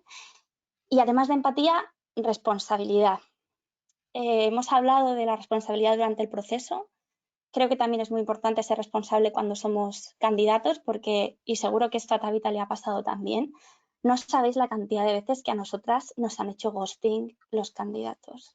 Incluso gente ya contratada que no se ha presentado el día, incluso como responsables de selección, que te hace que te duelan todavía más cuando sabes que además en esa selección, en ese proceso había mucha gente deseando entrar a ese puesto que alguien no ha podido valorar. Sobre todo eso es lo que más te duele. Y luego responsabilidad, por supuesto, por parte de la organización y nuestra responsabilidad para intentar, uno, responder siempre, para bien o para mal, y dos, para intentar aprender de las cosas que hacemos mal durante los procesos y poder mejorar, ¿no? Todo lo que podamos. Y ya está. Jo, pues me parece, si juntamos las reflexiones de las cuatro, creo que podemos orquestar una cosa, vamos, unos tips importantes. Y antes de pasar a, a que la gente que ha participado en el chat tenga su momento para preguntar o para por lo menos un poco conversar sobre esto, quería dar paso a nuestra otra colaboradora, que es Gemma, que está conectada por allí y que ella es la encargada de que Ladies tenga un podcast, que a veces no se lo agradecemos lo suficiente de que esto puede llegar a más gente. Gemma, al final, desde su punto de vista, nos gustaría, ¿no?, que nos hablara como profesora de una escuela de diseño y como responsable de Píldoras UX, ¿no? Cómo se enfrentan los juniors, ¿no? O cómo ve ella a cómo se enfrentan los juniors cuando salen al mercado laboral, ¿no? Desde su punto de vista como profe. Bueno, gracias, Pat. Y gracias a todas porque es súper interesante todo lo que yo creo que la gente que está conectada está aprendiendo muchísimo. ¿Me estás escuchando, verdad? Sí. Bueno, comentar. Yo una de las cosas que veo es que los diseñadores junior cuando salen de las escuelas están bastante perdidos en el sentido de que empiezan a enfrentarse a procesos de selección por primera vez y pues van con mucho miedo y lo veo normal, ¿no? Entonces aquí mi consejo es que cada que lo veas, lo primero, como que esto no es un sprint, esto es una carrera de fondo, te puedes tirar perfectamente 3 o 6 meses buscando trabajo y tienes que intentar, y ya sé que es difícil, pero todas las junior que estéis aquí, me estáis escuchando, de verdad, pensarlo bien, ir con una actitud positiva siempre, que cada entrevista, cada vez que te llamen, y piénsalo así, cada vez que te llamen a una entrevista de trabajo, ya es para darte una palmadita en la espalda y decir muy bien, porque ya me han seleccionado entre muchos currículums que han llegado y ya ha pasado la primera criba, ¿no? Y luego cuando salgas de una entrevista de trabajo, si al final no te seleccionan, bueno, lo primero, si no te dan feedback en unos días o en una semana, no sé qué nos diga aquí Tabita o Irene cuánto tiempo normalmente se tarda en dar feedback, pues tú no sé proactiva, o sea, pregúntales, escribe y pregunta, oye, ¿cómo está el proceso de selección? Porque muchas veces nos da vergüenza, ¿no? Entonces, hazlo. Luego, fijaros muy bien, tomar apuntes, por así decirlo, cada vez que salgas de una entrevista, las preguntas que te han hecho, ¿vale? Apúntatelas, porque la siguiente entrevista igual que hay alguna de esas preguntas y es mejor llevarlo preparado.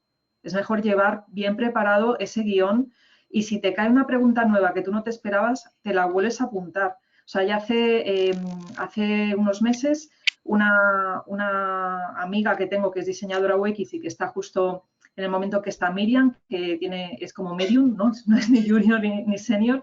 Ella se ha tirado 6 meses, estuvo un año en Australia, volvió, se ha tirado 6 meses hasta que ha encontrado trabajo y se lo ha tomado como un trabajo en sí mismo. Y ella me enseñaba lo trabajado que tenía su portfolio. Tenía un guión de preguntas, de posibles preguntas que le podían hacer en las entrevistas y había escrito las respuestas. Tenía cómo iba a ser su pitch de presentación explicando su tipo storytelling de por qué se había ido un año a Australia. Quiero decir que todo esto os lo tenéis que preparar bien y cada vez que paséis una entrevista os va a hacer, digamos, más fuerte para la siguiente y llegará un momento, si sois constantes, que yo creo que acabaréis encontrando un trabajo, porque mucha gente se queda en el camino porque no es constante, porque tira la toalla y realmente si queréis trabajar en esto, tenéis que intentar, pues eso, tomarlo como un trabajo y adelante. Y aquí también, si Irene y Lupita quieren dar Tabita quiere dar algún consejo más sobre cómo deberían de prepararse las entrevistas, fantástico, ¿no? Pero creo que esto es muy importante, que se las preparen bien, no solamente el portfolio. Y ya final, currículum. El currículum, aunque sea trabajo, prepáratelo y que corresponda al currículum con lo que están pidiendo en la oferta. Porque muchas veces lo miran y dicen no me cuadra y te descartan. Igual sí que cuadra tu currículum, pero es que no lo has preparado orientado a lo que están pidiendo en la oferta. O si ves que esa oferta no aplica a ti, bueno, lo primero, no hagáis lo típico que nos pasa muchas veces a las mujeres, que es, no pide muchas cosas, me asusto y me voy. No, o sea, si tú realmente vales, aplica. Pero también si consideras que, por ejemplo, están pidiendo temas de programación, pues ahí no aplicas, ¿no? Porque tú no tienes ese perfil. Entonces, bueno, ahí lo dejo, que si no me tiro aquí media hora hablando yo sola. y bueno, espero que sirvan los consejos que he dado.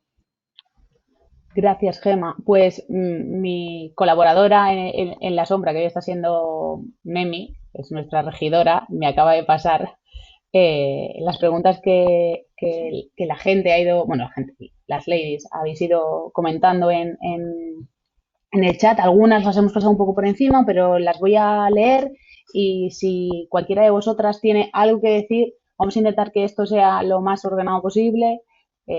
Vamos comentando, ¿vale? Una de las primeras preguntas que nos hacían es ¿en qué tipo de sitios o webs o lugares se publican, y pueden encontrar ofertas para trainers, becas o juniors? Dice, porque todos los sitios que encuentran como LinkedIn o canales de Slack son para seniors, ¿no? Entonces, sí que es verdad que habéis comentado en algunos lugares en los que soléis buscar, sobre todo las diseñadoras que sois juniors, pero no sé si las recruiters publiquéis en otros sitios que no sea LinkedIn.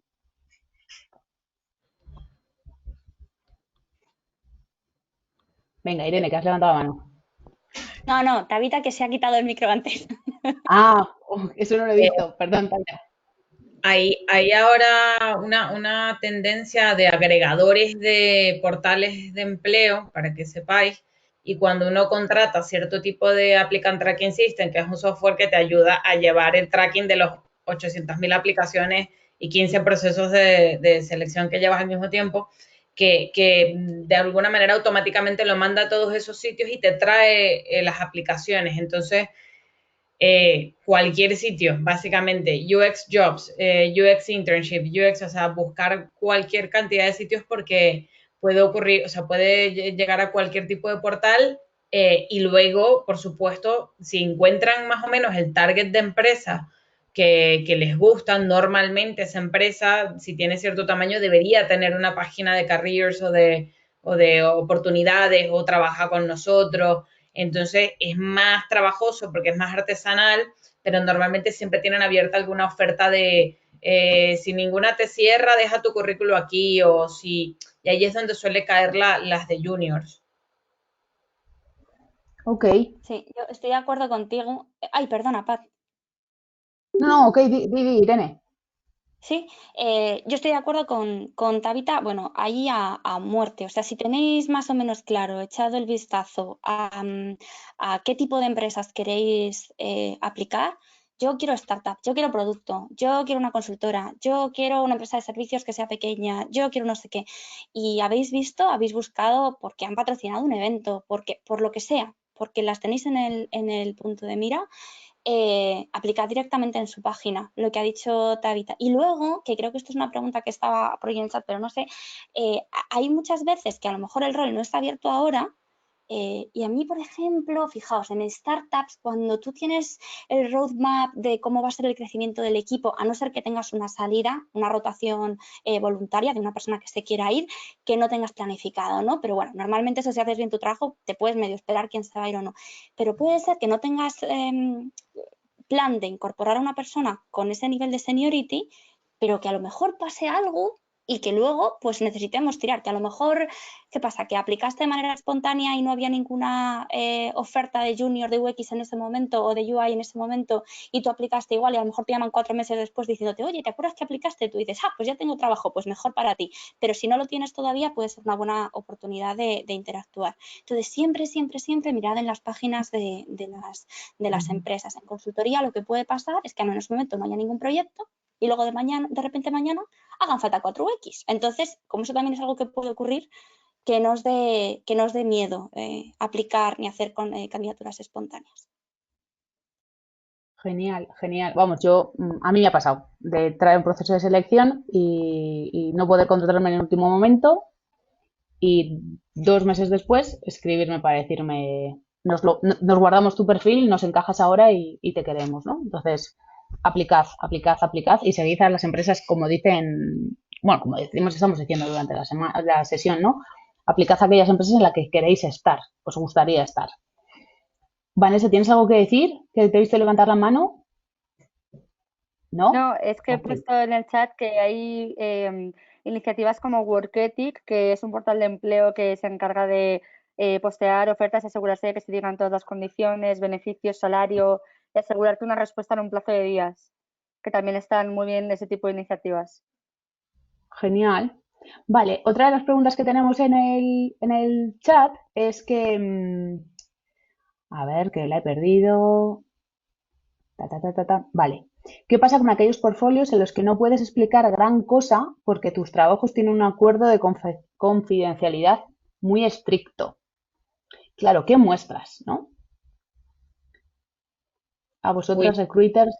yo nunca me he encontrado uno que sea tan estricto como para que no lo puedas mostrar aunque sea en una entrevista. O sea, demostrarlo, obviamente no enviarlo, porque ya queda en posesión de la empresa, pero sí mostrarlo en una entrevista y explicarlo. esa es la manera en la que normalmente lo he resuelto yo cuando me he encontrado una situación así. Perfecto. Yo sí me he encontrado en un par de veces que había, sobre todo en clientes que además van a través de terceros, una empresa de servicios o lo que sea, que tienen ese acuerdo de confidencialidad. Entonces, si pasas los primeros filtros y, como dice Tabitha, puedes enseñarlo en una reunión presencial o en una reunión online para enseñar el portfolio o mostrar el trabajo, genial. Y si no, y aquí esto es un rollo, porque esto puede ser muy discriminatorio, pero te toca trabajar en proyectos propios. ¿Qué pasa? Que hay gente que cuida de sus padres o de sus hermanos o de sus primos o que tiene vida y le apetece hacer otras cosas que no sea dedicar todo su tiempo libre a proyectos propios. Pero sí que es verdad que es una cosa que puede ayudar en el caso en el que tu portfolio pues o sea muy cortito, porque todavía no hayas tenido esas oportunidades, ¿no? O, como bien decíamos antes, tengas algún tipo de acuerdo muy estricto de confidencialidad. Yo, una cosita que comento aquí, hay muchos portfolios que ponen contraseña de manera que no están públicos. Entiendo que entonces sí puedes enseñarlo, no sé si a nivel legal se puede enseñar o no. Es un poco, ahí yo creo que está el límite, ¿no? Y es que depende muchísimo del tipo de acuerdo que tengas, porque a lo mejor te deja enseñar una pantalla, pero no te deja enseñar lo que ponían los botones, a lo mejor no te deja ni siquiera enseñar, porque si yo veo que es una aplicación de un banco y veo que es de ese color, pues ya sé qué banco es. Entonces, algunas son un poquito específicas, no todas, ¿eh? Como ha dicho Tabitha, son excepciones muy, muy, muy contadas. Aseguraos muy bien de que realmente no os ponéis límites vosotras mismas, ¿no? Teniendo miedo, pero está muy bien que tengáis en cuenta ese tipo de cosas y que, ya sabéis, en algunos casos toca compensar por otro lado. Sí, Yo, bueno, mira, tenía una pregunta, perdona, tenía una pregunta relacionada con esto, recopilando un poco las preguntas que tenían.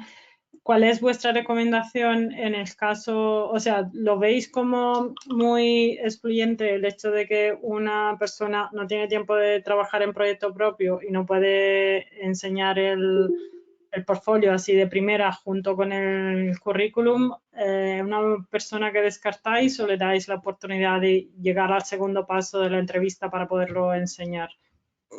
O sea, ¿cuánto es? Porque yo veo que el portfolio es algo que es muy preocupante, o sea, una preocupación muy recurrente aquí en las preguntas y en las comunidades también. Entonces, ¿cuándo? Sí, te soy completamente sincera con esto. Bueno, sí, ¿no? Porque hemos venido a jugar. Depende, uno, de lo que te dejen meter mano y dos, de cuántos currículums tengas. Si yo estoy mirando 600 y el tuyo no tiene portfolio, no tengo tiempo material de entrar a preguntarte por qué no tienes portfolio. Y si además, si esa criba no la estoy haciendo yo, sino que yo pues miro más o menos y le paso, de esos 600 le paso 300 al hiring manager, el hiring manager me dije, este sí, este no, este sí, este no, al final es una decisión de las personas técnicas. Esto hablo solamente de mi propia experiencia, ¿eh? No puedo hablaros de nada más. Y al final esa persona puede ponderar que tenga algo tuyo o no. Obviamente, si estamos hablando de candidatos pasivos o nosotros estamos haciendo una búsqueda mucho más exhaustiva, en ese caso seguramente sea diferente el trato. Es horrible, pero es verdad, tiene mucho que ver con ese volumen de recursos de los que disponemos. Y ahora os voy a reconocer una cosa, yo he sido muy clasista con esto. Fíjate, creo que no por clasista, sino por ignorante, prefiero pensar eso, porque durante mucho tiempo yo he estado muy involucrada en proyectos de software libre, de contribución de la comunidad y todas estas cosas, y eso es estupendo. Y yo he tendido a valorar mucho a la gente que tenía proyecto propio. Pero entiendo que hay vida más allá del trabajo. Y lo he visto tarde, también lo ves cuando te haces más mayor, ¿no? Y también quieres tú tener vida aparte del trabajo. Y sé y entiendo que esto no puede ser lo único que valoremos, aunque en algunos casos, como os digo, sí, no queda otra. Yo ahí también quería añadir, en cuanto, antes de la pregunta que ha hecho Memi, cuando no podéis enseñar portfolio, yo hace tiempo trabajé en un banco que es naranja, y no es Bankinter, y todos los diseños eran propiedad del banco. Así que cuando tenía que enseñar el portfolio, lo que hacía era capturas de pantalla de lo que había en producción, cambiando en la CSS los datos para que la gente no viera mi dinero y mis datos, ¿no? Y es una ñapa. Pero a la hora de tener que enseñar algo, ¿no? Pues con tu storytelling, que es lo que estabais comentando antes, ¿no? Incluso lo que decía Gemma, ¿no? Al final, una entrevista de trabajo es irse a ligar. O sea, eso es una cita. Entonces, tú lo que tienes que hacer es enamorar a la otra parte y tienes que tener un storytelling y tener un apoyo físico o digital en algún momento. Para mí, en aquellas épocas, 2013, una cosa así, fue capturas de pantalla de la salida, producción de lo que estábamos diseñando, ¿no? ¿Que es una ñapa? Pues sí. ¿Que me sirvió? Pues también, ¿no? Entonces, creo que ahí el ingenio nos ocupa. A veces somos diseñadores, te quiero decir, solucionamos problemas. Pues problemas a nosotros. Genial, pues sigo leyendo algunas de las preguntas que tenemos por aquí. Mira, hay una que me resulta interesante, ya es justo una que hablaba antes Tabita sobre sesgos, ¿no? Dice, ¿qué recomendaciones tienen para los extranjeros que tienen un buen portfolio, currículum y experiencia y aún así resulta ser un obstáculo en los procesos de selección? ¿Es esto o no un sesgo que tienen los recruiters a la hora de tomar en cuenta este perfil? Bueno, me siento apelada directamente por mi condición de extranjera que vine a trabajar aquí, que no es extranjera de cualquier tipo, porque hay una diferencia importante entre ser expatriado y ser migrante. Veniendo de países de Latinoamérica, parece que sí que te puedes encontrar ese problema. No más con el recruiter que con la sociedad. O sea, en la sociedad en la que estamos, no es lo mismo como extranjero buscar trabajo en Madrid que buscar trabajo en Londres o en Berlín o en Nueva York. Entonces, nosotros como seres humanos insertos en una sociedad, tenemos el beneficio y las virtudes y las maldiciones de la sociedad misma en la que estamos inmersas. Si aquí tenemos una sociedad con más o menos machismo o con más o menos rechazo a lo extranjero o a cierto tipo de extranjeros, pues eso también se va a reflejar en los procesos de selección. ¿Qué consejo te puedo dar? Inglés. Esa fue la puerta que se me abrió a mí. Si yo no hablara inglés, estaría, no sé dónde estaría, pero no hubiera llegado donde estoy ahora mismo.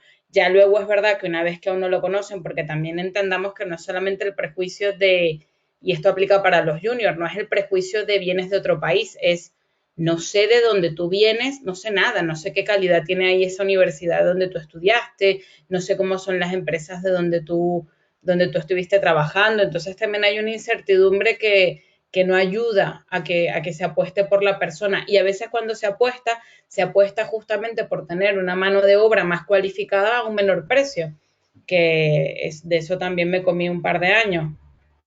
Pero bueno, es un poco lo que hay, ¿no? Así como los juniors a lo mejor se comen 2 años de práctica, pues a los extranjeros a veces les toca comerse un par de años de, bueno, y también voy a ponerme del otro lado. Como extranjero tú puedes tener un portfolio maravilloso y saber muchísimo, pero o sea, yo les puedo contar de que los primeros días en los que yo trabajé aquí no entendía lo que me estaban diciendo. Hablando español, pero nada más el adaptarme a las palabras y a la forma en la que le llamaban a las cosas en mi propia área de recursos humanos en otro país, ya eso era un training que la empresa se comió, la primera que me contrató, se comió durante un par de meses, por lo menos hasta que yo me adapté. Entonces, ni blanco ni negro, ¿no? O sea, también hay una apuesta ahí de la empresa por una persona que no conoce y que viene con una cierta incertidumbre. Entonces, mi consejo inglés, y si te lo puedes permitir, es algún estudio local, porque eso ya te presenta de una manera distinta, así sea un bootcamp, pero es un bootcamp europeo, de España, que de alguna manera también te conecta con personas, con profesores, con recruiters que van a ese bootcamp o a esa escuela a buscar talento. Esas serían mis 2 recomendaciones.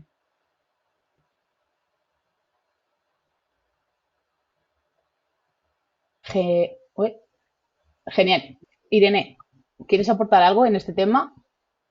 Muy poco. Es que creo que lo que ha dicho Tabita es fundamental. Al final, a mí me pasó, no me pasó lo mismo que a ella, pero porque venimos de mundos distintos seguramente y al final la experiencia de vida de cada una pues es diferente, ¿no? Pero sí que, por ejemplo, esto que estabais comentando antes, la importancia de conocer y saber inglés, tened mucho cuidado también en las empresas en las que os piden un inglés muy alto y nos hacen en la entrevista en inglés, ¿eh? Si yo quiero hablar en inglés es porque luego voy a hablar luego, no para hacer el postureo aquí de mandarme el C1. No, y no hace falta tener un certificado, no hace falta tener un certificado. Si tú en la entrevista hablas inglés y te dicen qué tipo de, pues si todas las reuniones van a ser en inglés, pues obviamente vas a necesitar un nivel diferente si es solo la documentación, ¿no? Eso lo podéis averiguar después, pero el resto suscribo todo lo que ha dicho Tabitha, sin dudarlo. Yo con respecto al Genial, inglés pues también mira. Uy, perdón. Perdona, No, Gemma. que No, di, Gemma. Perdona. con respecto al inglés también comento que yo siempre he tenido, yo me he gastado muchísimo dinero en aprender inglés. La mejor manera es irte fuera de España, a un país donde es, pero bueno, yo me he gastado muchísimo dinero. He conseguido llegar a un nivel en el que entiendo y puedo hablar, aunque no perfecto.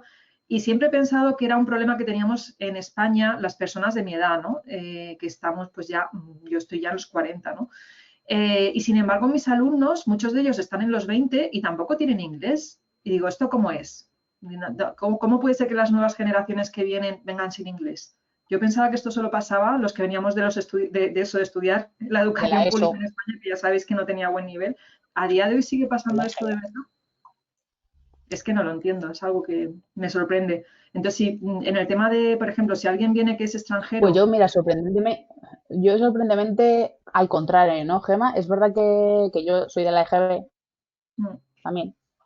Eh, la gente con la que estoy colaborando en mi equipo o en distintos equipos, no sé qué ha pasado.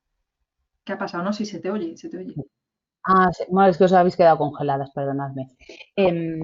Pues eso, en los distintos equipos con los que trabajo, la mayoría ya son un poco más jóvenes que yo, el idioma lo llevan de serie.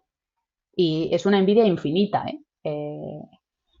Esa parte para mí, ¿no? Y por eso comentaba en el chat, ¿no? Llevo un tiempo leyendo a varias personas en Twitter, ¿no? Que siempre recomiendan, pues si tengo que hacer un curso de research y un curso de inglés, el de inglés. Si tengo que hacer uno de UI y uno de inglés, el de inglés. Porque justo es lo que dice Tabitha, ¿no? Que ahora mismo todo el mundo tiene algún tipo de curso, ¿no? Que da para otro debate, pero no todos los diseñadores tienen inglés. Y eso al final es un pain point. Totalmente. El Es un problema de desgaste. esto es que, a ver, lo guay de saber inglés además es que no te limita, o sea, te permite, como decía antes Vanessa, aplicar a puestos en remotos para empresas que no sean necesariamente de España.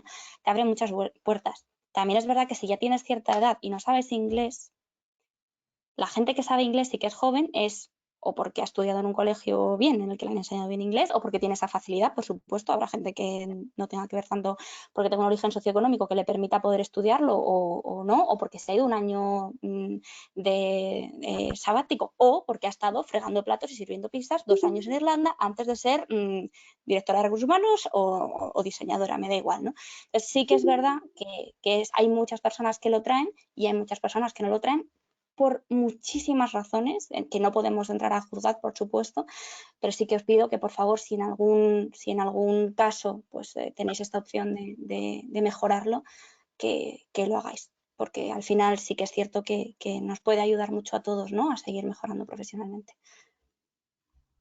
Yo quería decir, no Genial. desde el conocimiento, sino desde la experiencia. Perdona, Pat. No, perdón, si es que como no veo la cámara ahora, se me ha quedado flipada el ordenador, no os veo hablar. Ahora ya, perdona, que te cortaba. Nada, que suscribo todo lo que han dicho porque de hecho el trabajo que encontré y en medio de la cuarentena era una suerte increíble fue porque el proyecto necesitaban a alguien que hablase inglés. O sea, era casi más importante. Y luego, tanto para personas junior como no, yo nunca me he ido fuera a aprender inglés, ni tampoco he hecho clases. El nivel que te enseñan en España en el colegio yo creo que es bastante básico. Por favor, os recomiendo muchísimo. Creo que ver contenido original en inglés, leer artículos en inglés. YouTube es una plataforma increíble para ver contenido muy corto en inglés y todo eso es como yo he aprendido inglés y ahora no, el nivel ni alto ni bajo, pero puedo trabajar en inglés. O sea que yo creo que también va muy bien y sobre todo por personas que a lo mejor no puedan tener el tiempo o ni el dinero para pagarse clases ni nada, que Internet es una herramienta increíble para esto ahora. Ya está, solo eso. Genial. Pues yo creo que por ir un poco también concretando o cerrando todo lo que hemos dicho, Memi me ha recopilado dos preguntas que van como muy de la mano, ¿no? Decía, hay una prueba técnica en un proceso de UX Researcher y iba un poco de la mano de en qué consiste una prueba técnica exactamente fuera de lo que es un perfil de UI. Entonces, si alguna vez habéis diseñado una prueba de un proceso de selección con prueba técnica, A la ver, gente nos pregunta piensa que cómo se hace.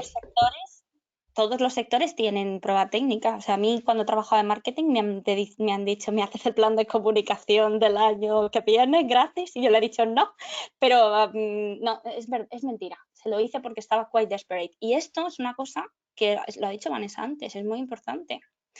Cuándo una prueba tiene que ser pagada y cuándo no, qué tipo de volumen o de información nos pueden pedir. Pero se pueden hacer pruebas técnicas de cualquier puesto, de cualquiera. Y para un researcher, por ejemplo, nosotros hicimos yo participé en una en la que se pasaba, pues, cuáles serían los pasos que harías, pues, definir el user persona, hacer no sé qué sea, como para ver si la persona identificaba cuáles eran los pasos en una parte muy teórica, o una simulación, esa fue muy guay, en la que 3 o 4 personas que formábamos parte del proceso fingíamos ser un perfil distinto y esa persona se supone que estaba moderando un grupo de investigación y queríamos ver, pues, cómo lo moderaba. Ya está. Y eso fue una prueba técnica presencial, a mí me encantó y la gente además salía contenta porque, bueno, pues podían ser cosas relacionadas con el producto o cosas que no lo fueran. Y lo que mola de esas pruebas, de esas y de cualquiera, que también nos va a ayudar esto, creo, a distinguir una buena prueba técnica de la que no lo es la que realmente os enseñe cómo será vuestro trabajo después, que refleje realmente lo que se os pide del puesto y lo que vais a hacer después, ¿no? Pero como os digo, se pueden hacer pruebas técnicas para cualquier perfil. Hasta para envolver regalos. Yo he hecho pruebas técnicas de recursos humanos en muchos sitios, de grandes corporaciones y pequeñas startups, muy malas, por cierto. No medían absolutamente ninguna de las cosas que se suponía tenían que medir, pero bueno, las he hecho. Genial, pues fijaos, como para ir cerrando el evento, también un poco envolviendo estas últimas preguntas que estamos haciendo, me pasaba una reflexión, ¿no? Porque no era realmente una pregunta, no recuerdo la lady que la ha dejado en el chat, pero decía que le parecía mucho más interesante una prueba de una hora con una pizarra que una prueba técnica, ¿no? Porque al final ves a la persona y ves cómo se desenvuelve y ves cómo piensa y ves cómo interactúa. Entonces, comparto la reflexión con la lady. Yo me he enfrentado a varias pruebas técnicas en la vida, algunas las he rechazado y creo que es mejor pasar 2 pruebas técnicas con pizarra y 2 o 3 personas en una sala que te escuchen hablar y pensar. Seguramente no des con la solución, pero ven el modelo mental que tienes, incluso la interacción que generas con ellos, ¿no? En cuanto a las pruebas técnicas, pues me he enfrentado a unas cuantas, una de ellas me llevó 2 semanas de mi tiempo, no pasé un casting y bueno, recibí feedback, en este caso el proceso estaba muy bien definido, pero después de haberme enfrentado a las 2, creo que comparto la reflexión, ¿no? del chat, prefiero pizarra y tiempo. No sé si vosotras estaréis de acuerdo con esto o no. Hombre, entiendo que lo que decía, o sea, yo estoy de acuerdo con esto, pero también escuchando el otro lado, lo que decían Irene y Tabita, si tú consideras la prueba técnica como un filtro sin sesgo, entonces, claro, para hacer una pizarra tiene que superar la primera criba y tiene que llegar a la entrevista. Entonces ahí sí que está como un poco el dilema, ¿no? Pruebas técnicas sí, pruebas técnicas no. Yo creo que la clave está en que tienen que estar muy bien diseñadas y tienes que saber muy bien qué quiere ver con esta pruebas técnicas. O sea, cualquiera puede, como decía Tabita, ¿no? Sentarse tomando una caña y diseñando un ejercicio de diseño de UX o de lo que sea, pero sin pensarse a hacerlo él en ese momento o ella a desenvolverse, a ver cuánto efectivamente cuánto tiempo lleva, qué tipo de implicación y sobre todo qué quiero ver con este ejercicio que me están pasando, qué es lo que estoy buscando que me demuestre. Entonces, en ese caso, sí que la pizarra es como mucho más práctica y es más, ¿cómo decir? Honesta en el sentido de que no requiere horas y horas por parte de los candidatos, pero claro, no cumple el objetivo de la criba o de la prueba ciega o lo que sea. Bueno, entiendo que Irene Tabita tiene No más sé si quieres opinión. empezar tú, Después. Tabita. Ujú.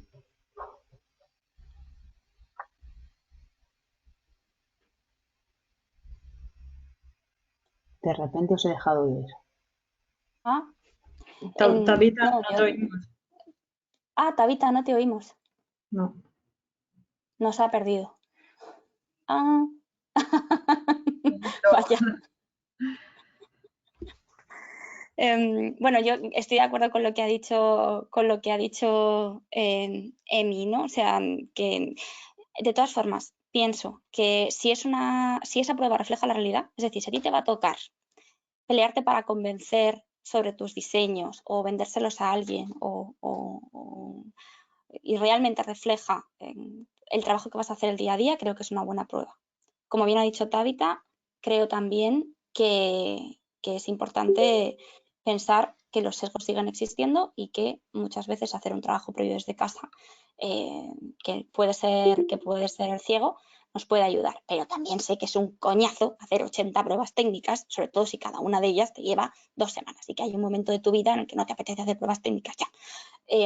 Pero bueno, quiero que entendáis también los dos lados, ¿no? Y que veáis que ninguna prueba es estupenda y ninguna, bueno, pues todas tienen sus cosas.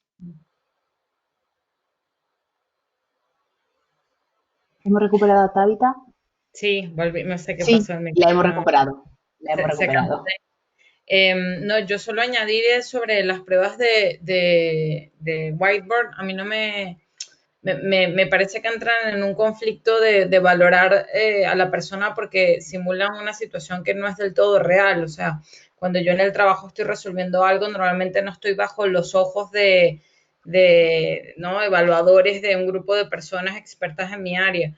Entonces creo que a lo mejor ahí beneficiamos a quienes se desenvuelven mejor, son más extrovertidos y el que es introvertido, vamos, yo he visto gente casi desmayarse porque suda frío, se atropella las palabras y a lo mejor tranquilamente en un entorno en su casa, pues podría haber hecho algo brillante, que es como normalmente trabajamos, ¿no? Entonces, de nuevo aquí mi reflexión es, las pruebas técnicas son muy buenas, pero ojalá lleguemos a un punto en el que los profesionales del área de recursos humanos nos tomemos en serio y busquemos gente especialista en test psicométricos y en cosas que realmente nos ayuden a profesionalizarlo.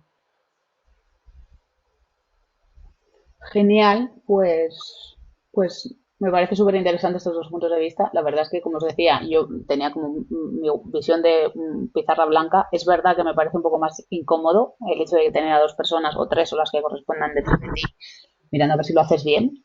Eh, y yo personalmente me quedo con la reflexión también de Tabita del principio, de las pruebas de selección democratizan el proceso y me parece brutal. Ojalá llegue un momento en el que nosotros como sociedad no tengamos que mandar un currículum con una foto y un género para que nos contraten, ¿no? Seguramente que nos sorprendería muchísimo quiénes están detrás de esas pruebas técnicas. Y sé que podríamos estar hablando hasta el final de los días en torno a ese tema, un montón de sesgos y un montón de incertidumbres y dudas que la comunidad y nosotras tenemos, pero hablábamos el otro día, Gema, Memi y yo, sobre que esta iniciativa o esta charla, esta sesión, no quedara en, bueno, pues se han juntado aquí las ladies y se han contado sus penas y sus alegrías en torno a los procesos de selección, ¿no? Queremos que esta iniciativa se visibilice de alguna manera, igual que hemos hecho otras iniciativas, como os decíamos antes, con Slack y con el podcast, ¿no? Pues creemos que de aquí puede salir algo interesante, importante, no solo para la comunidad, sino para la comunidad de diseño en España y, por qué no, en Europa y alrededor del mundo, ¿no? Porque nos marcamos límites pequeñitos en esta comunidad. Así que, Memi, porfa, te cedo la palabra a ti para que cuentes la idea que estamos tramando. Sí, es un poco justamente como decía Pat. Antes de nada, gracias a todas por el tiempo y todos los tips y los conocimientos que habéis compartido y yo creo que hemos salido todas muy enriquecidas de esta conversación, entendiendo mejor los puntos de vista y jo, me ha parecido genial y estoy deseando que salga el podcast para poderlo eh, compartir también. Y es un poco lo que decía Pat, lo que nos gustaría que no se quedase solo en esta charla entre nosotras, aunque hemos llegado a ser los 65 en nuestro punto pico de audiencia. Y sí que eso no da tiempo ahora de hablarlo tan extensamente, pero como os hemos pasado todas nuestras redes, sí que nos gustaría saber qué queréis que salga de esto. O sea, nosotros como comunidad queremos también aprovechar un poco del nombre o del eco que podemos tener en la red o en el sector y ver qué iniciativa puede salir más concreta de esta charla, ¿no? De, no sé, de que sea un manifiesto, de que sea no sé, un grupo de trabajo, un grupo de discusión o un grupo no sé, de acogida a los juniors que quieren lanzarse, un grupo de mentorización, un poco recopilar ideas, si queréis escribirla en el chat o si queréis alguien mencionarla y luego que se quede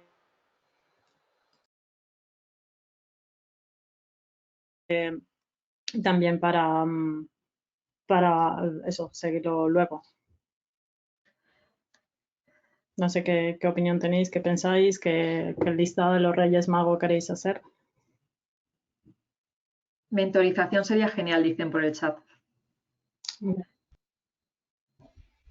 Ya, es como el tema recurrente. Vale, el proceso de sí, el proceso de selección unicornio, no sé si te olvidas, lo decía en serio o en broma, pero yo creo que era algo que tenía en mente yo también, en el sentido de que yo creo que estaría guay. Eso es, o sea, me parece genial el nombre, porque como yo creo que estaría guay que pusiéramos un poco todo lo que han salido aquí, vamos, y para que también las empresas lo tengan de referencia, que luego obviamente no todas las empresas podrán cumplir todos los puntos, pero que sepan que eso es posible porque también yo creo que quizá la conversación de hoy ha sido un poco sesgada porque Irene Tabita son dos personas. Ojalá todas las empresas tuviesen recruiters así o personas de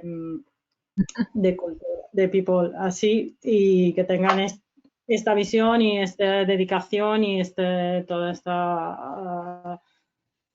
sí, toda esta atención. Entonces sí que como no todas las empresas pueden tenerla, por lo menos creo que es como una comunidad estaría guay que hiciésemos un poco como ese statement, como un manifiesto de cómo debería ser un proceso de selección y que luego la empresa intentan aspirar a eso o intentan acercarse de alguna manera. Entonces allí puede ser una cosa, la otra puede ser obviamente mentorización. También toolkit de selección para la diversidad, genial.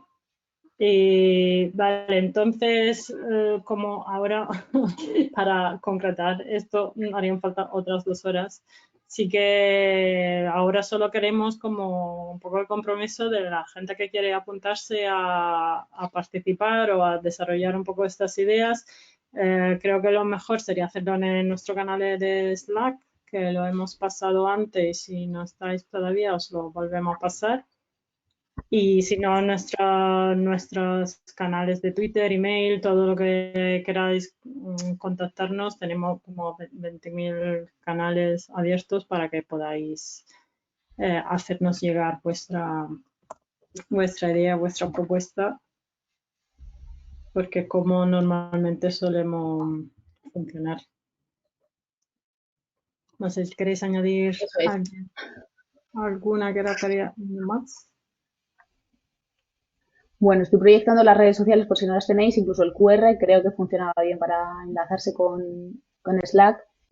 recordaros a los que no nos conocéis, somos una comunidad muy grande, pero la gestionamos una comunidad muy pequeña, así que cualquier iniciativa es bien recibida. Buscamos gente que se haga cargo o responsabilizarse un poco de esa iniciativa. Nosotros les damos todo el respaldo que podemos, ¿no? Como comunidad y como lead de la comunidad.